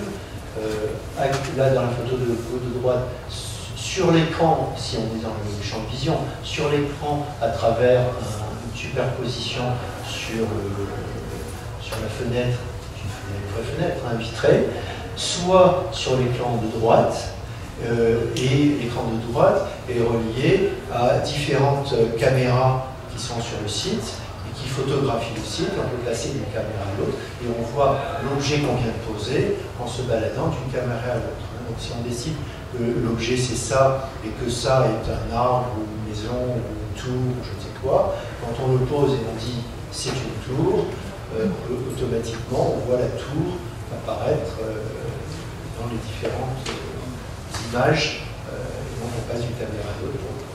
Et il y a de plus une caméra mobile qui est sur l'épaule d'un opérateur qui peut se balader sur le site et on peut lui dire on voudrait voir cet objet de tel endroit et donc on peut renvoyer l'image de l'objet à partir de la caméra mobile. C'est plus ou moins clair ou c'est pas très clair? C'est pas très clair.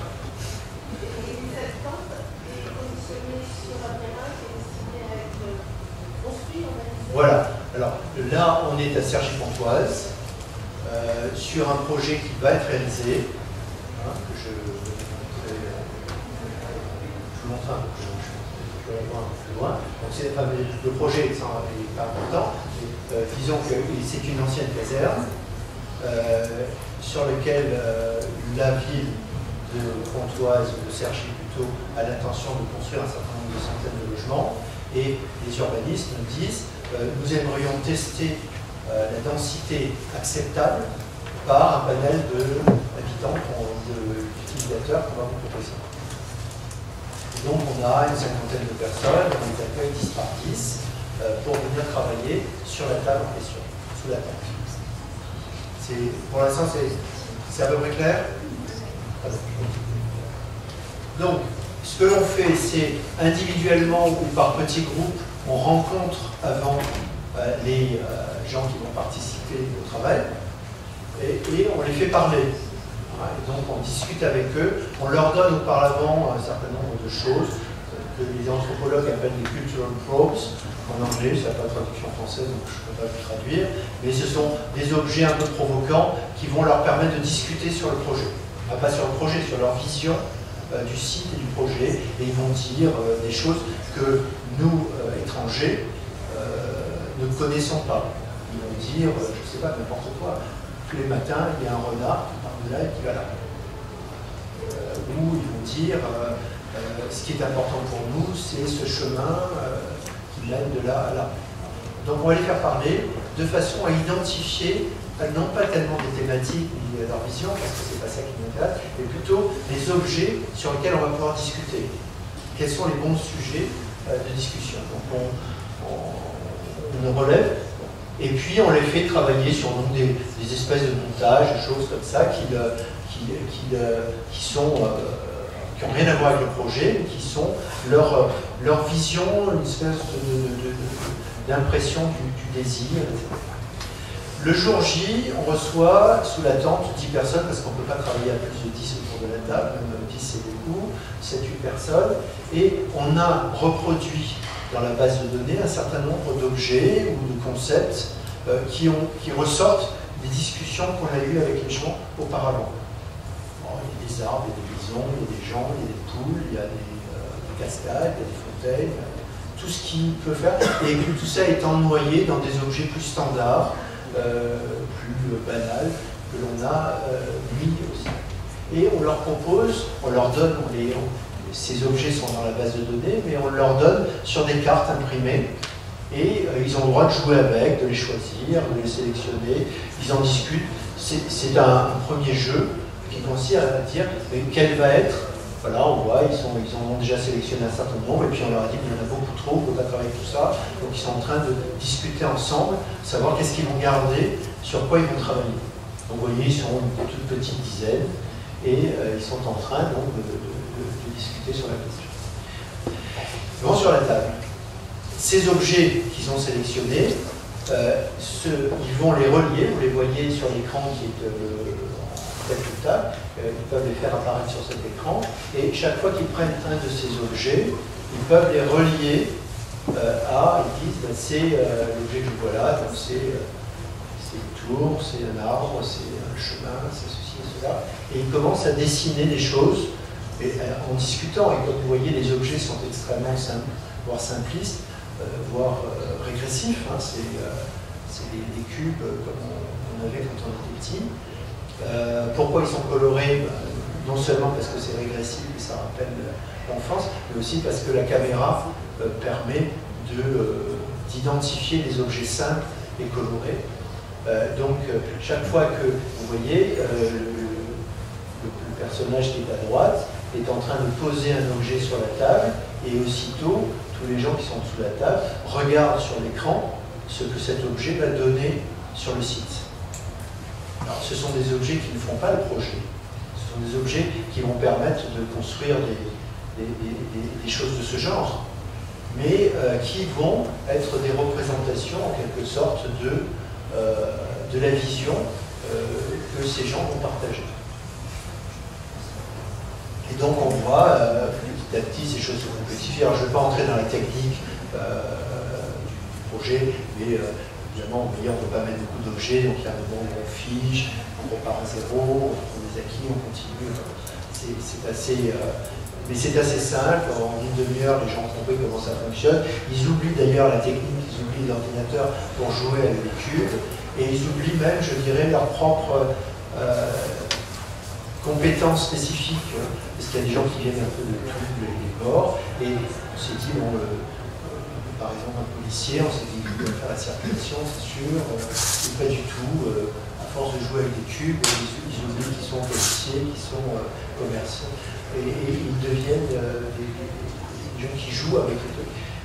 Et petit à petit, ils représentent des choses. Alors là, c'est un autre projet sur lequel on avait, avec des étudiants, fait des petits projets. Et vous voyez que les gens qui sont au premier plan, ce sont des gens vrais, hein, qui se baladent. Donc, il y a la réalité et puis les éléments virtuels. Par contre, les petits gens bleus qui sont derrière sont évidemment virtuels. Voilà. Et donc, on arrive à des objets comme ça qui sont intéressants. Pourquoi? Les urbanistes de Cergy nous disaient, nous, ce qui nous intéresse, c'est savoir est-ce qu'on peut faire des étages hauts, des immeubles très denses, etc. Les gens qui ont discuté ont dit, nous, ça ne nous intéresse pas. C'est pas ça notre sujet. Et ils ont produit des images de ce genre en disant, nous, ce qui nous intéresse, c'est de savoir, par exemple, s'il y aura des voitures ou s'il n'y aura pas de voitures sur le site.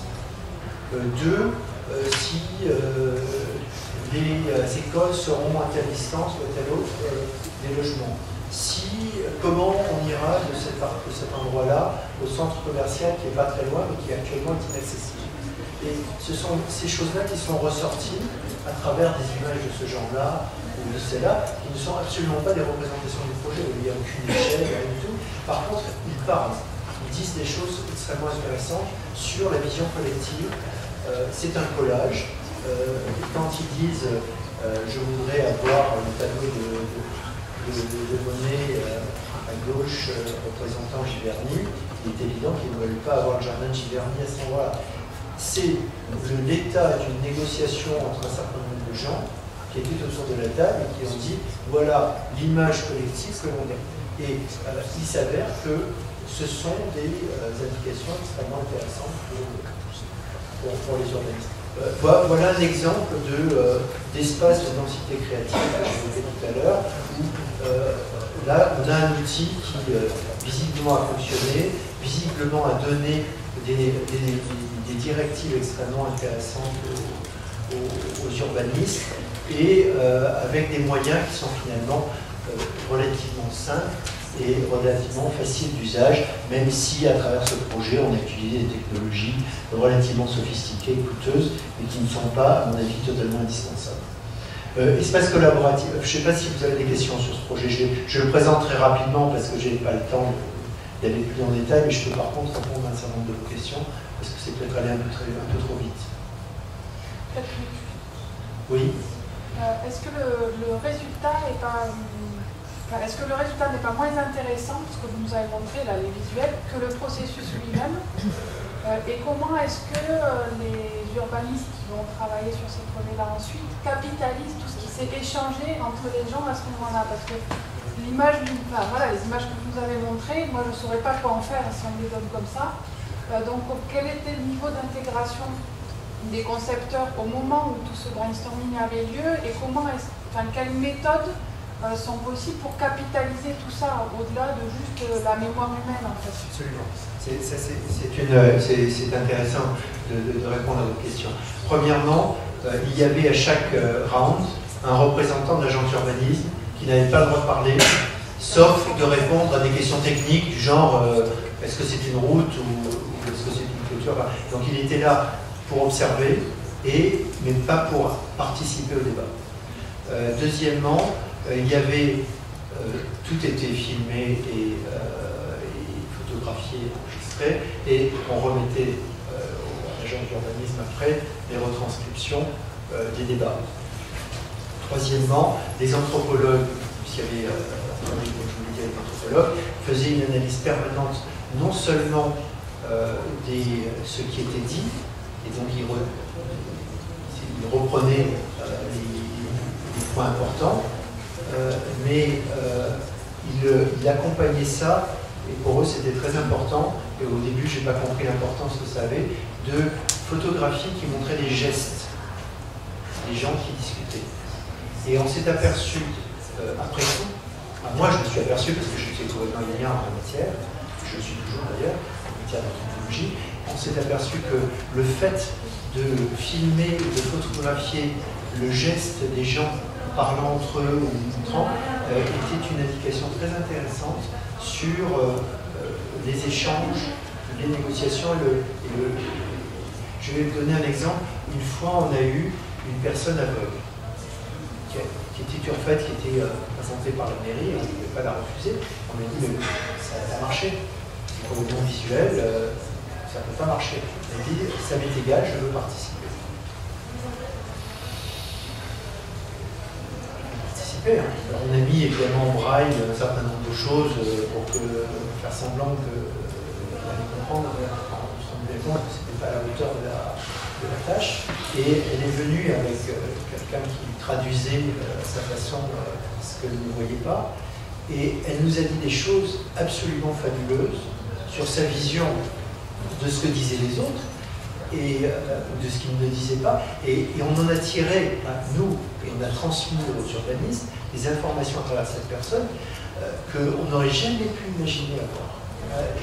On a été épatés par la qualité de cette personne capable de capter là où le son était et là où il n'était pas, là où il y avait des bruits, où il y aurait dû y avoir des bruits, vous voyez, qui alertait même les gens. Vous attendez, vous êtes en train de vous oublier que ça fait des bruits. Vous voyez, des choses comme ça, je dis des choses un peu banales, mais on a été assez épatés par ça. Donc, oui, il y a une mémoire qui s'instaure. Bon, et puis ensuite, il y a une mémoire qui est quand même importante, c'est qu'à tout instant, et ce qui n'est pas vrai dans les séances de participation à laquelle j'ai assisté ou j'ai collaboré, c'est que comme tout est informatisé, on peut revenir à un instant à tous les moments clés de la négociation. C'est-à-dire qu'on peut revenir à toutes les images qui ont eu lieu pendant toute la représentation. Alors je suis d'accord avec vous que montrer comme ça ces images donne l'impression de ne pas être intéressantes. Et j'hésite souvent à les montrer parce que je me dis elles sont d'une telle naïveté mais je vous assure qu'elles sont le fruit d'âpres négociations. Et ce qu'il y a derrière est très intéressant. Mais je suis obligé de vous les montrer parce que ça montre que, c'est surtout ce que je veux montrer, c'est qu'on ne fait pas de projet, on fait une vision collective d'une discussion, d'une négociation à un moment donné. Et ça, c'est très intéressant. Oui. Est-ce que l'ensemble de ce travail est retranscrit sous la forme d'un programme peut-être pour l'élaboration du quartier? Le programme est fait en amont? C'est les urbanistes après qui font leur programme. Nous ne faisons pas de programme. On remet ça et ensuite ils continuent à travailler sur le programme. On a travaillé alors avec nos amis finlandais sur un tout autre projet, mais qui était très intéressant. C'est comment faire participer des gens qui vivent complètement dans le nord de la Finlande, coupés de la civilisation du Sud pendant 6 mois de l'année, comment continuer à travailler sur des projets avec eux pendant qu'ils sont isolés. Et on a fait des choses beaucoup plus simples que ça, mais un peu du même type, où on travaillait alors là plutôt sur des choses simples, des Google Maps, des choses comme ça, mais c'était très efficace aussi d'avoir des images complètement naïves, encore une fois, de façon à ce qu'on comprenne bien ce qu'ils veulent dire. Ces images sont très parlantes, en fait, quand on a le dialogue derrière, quand on a le débat derrière. On parlait de services tout à l'heure. Vous disiez que c'était peut-être plus facile de travailler sur service. Il se fait que j'ai travaillé à Montréal avec toute une équipe de gens qui ont mis au point un système qui s'appelle du partnering. C'est vraiment parfaitement issu de l'entreprise et de l'entreprise de service. Comment développer une équipe autour d'un service donné, d'un service innovant. Ces gens-là étaient chargés de plusieurs projets d'urbanisme relativement importants dans la ville de Montréal, le quartier international, qui est un quartier d'affaires, un quartier d'affaires à réaliser dans un secteur relativement défavorisé de Montréal, près du port. Et puis ensuite le quartier des spectacles, dont vous avez peut-être entendu parler, qui est le centre vital, je dirais, de la vie culturelle de Montréal, où il y a presque toutes les institutions, l'opéra, la salle de concert, une salle de théâtre, un musée, le lieu extérieur du festival de jazz et d'un certain nombre d'autres festivals qui se passent sur cette place ouverte. Montréal. Donc un lieu à forte densité culturelle, et la question qui était posée à Christian Demers, qui est architecte et urbaniste, et qui était chargé non pas de l'urbanisme d'opération, mais de faire en sorte que ce projet se fasse le mieux possible, dans des délais le plus rapides possible. Je rappelle qu'à Montréal, on va travailler 6 mois d'année, donc sur un chantier, donc il faut faire vite. Puis c'était des projets qui étaient vitaux sur le plan économique et culturel, c'est des projets qui ne pouvaient pas traîner, il y avait d'énormes enjeux économiques derrière. Donc la question qui était posée, c'est comment faire vite et bien. Et il est allé chercher des méthodologies dans le monde de l'entreprise et dans le monde des services pour dire on ne peut pas commencer à travailler si on ne met pas en place une charte de partenariat entre l'ensemble des acteurs d'une opération. Alors c'est banal, ça peut paraître même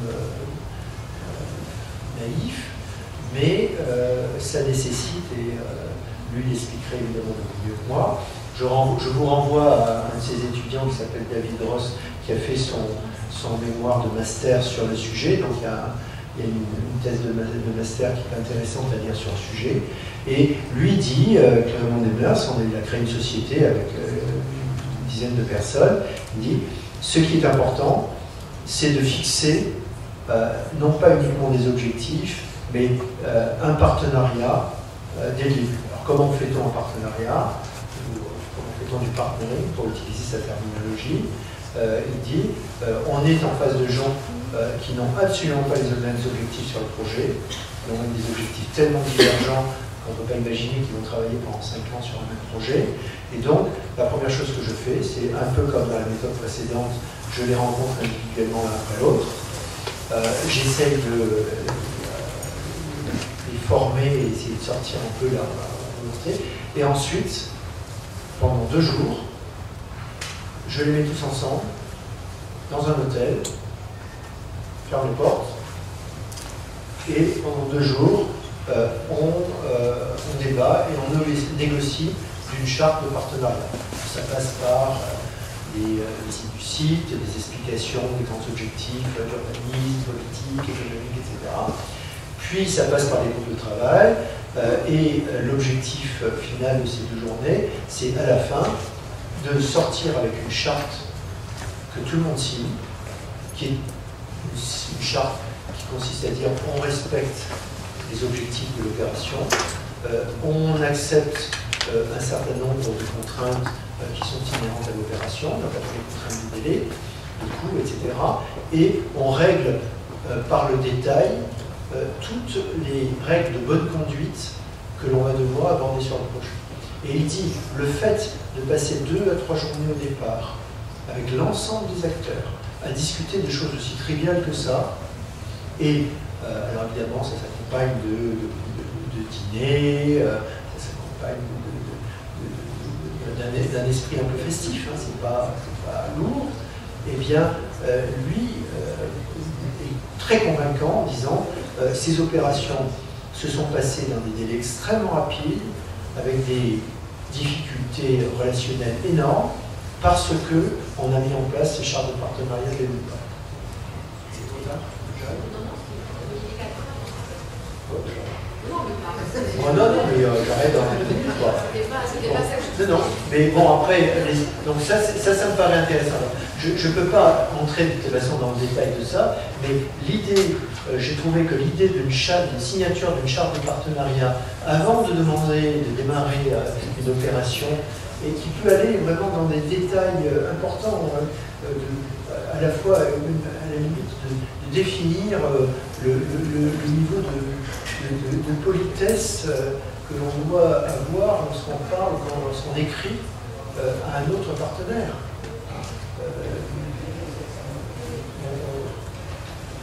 C'est quelque chose qui m'a beaucoup frappé. Alors, évidemment, ce sont des Québécois, mais bon. Alors, espace collaboratif, je ne vais même pas en parler parce que je suis dans l'antre du loup, mais voilà, je ne fais que passer quelques images pour montrer que c'est plus l'espace réel, je n'en parle pas non plus, mais je pense qu'on ne pense pas assez souvent que l'espace réel, c'est pas que des briques et du mortier, mais c'est aussi beaucoup de gens, et que cet espace réel, d'ailleurs, est en train de devenir un peu virtuel sur les bords.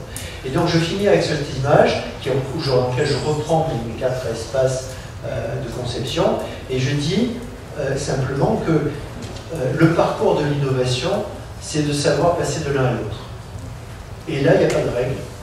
Hein. Si on a ces 4 espaces, d'abord, je pense que c'est assez facile de les mettre en place, d'une façon en tout cas théorique, se dire on travaille dans un espace de densité créative, génial, on met en place une maquette numérique, génial, on a des acquis, génial. Alors, tout ça, un cabinet de curiosité, moi je ne vois pas la difficulté, hein. J'adopte tout ça avec beaucoup de plaisir, mais je ne sais pas comment passer d'un espace de l'attente, là dont on parlait tout à l'heure, à la programmation. Je ne sais pas faire.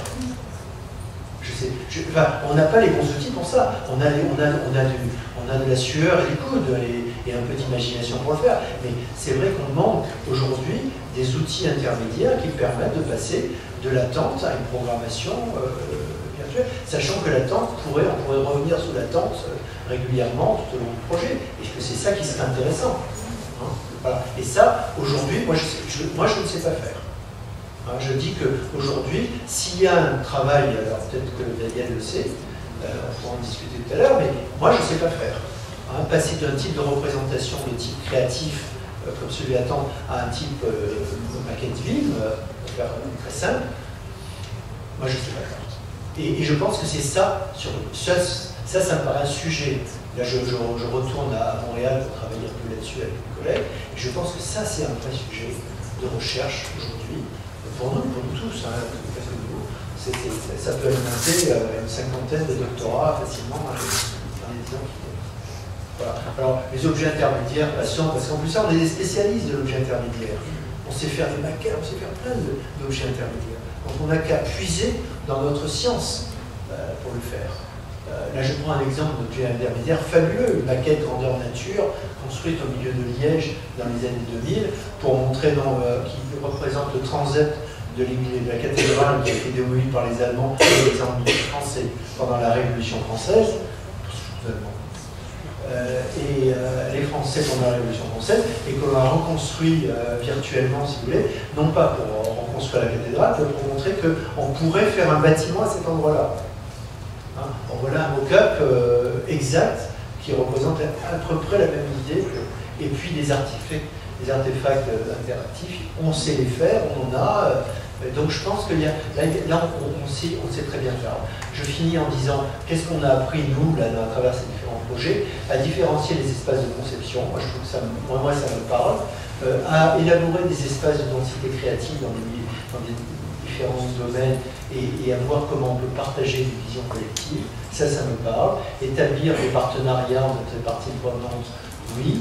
Identifier de nouveaux modes de représentation de la conception qui sont un peu ce que je vous montrais, oui. On a appris, en tout cas, on a appris l'usage et l'intérêt de tout ça. Ce que nous pensons qu'il faut construire, c'est que si on représente l'espace différemment, il y a du travail encore à faire. Peut-être que certains l'ont fait, mais il faut peut-être travailler ensemble là-dessus. Représenter, non pas le projet, mais aussi comment représenter le processus de projet, ça on ne sait pas bien faire. Travailler sur l'interopérabilité, les objets intermédiaires, je viens de le dire, repenser. Voilà. Donc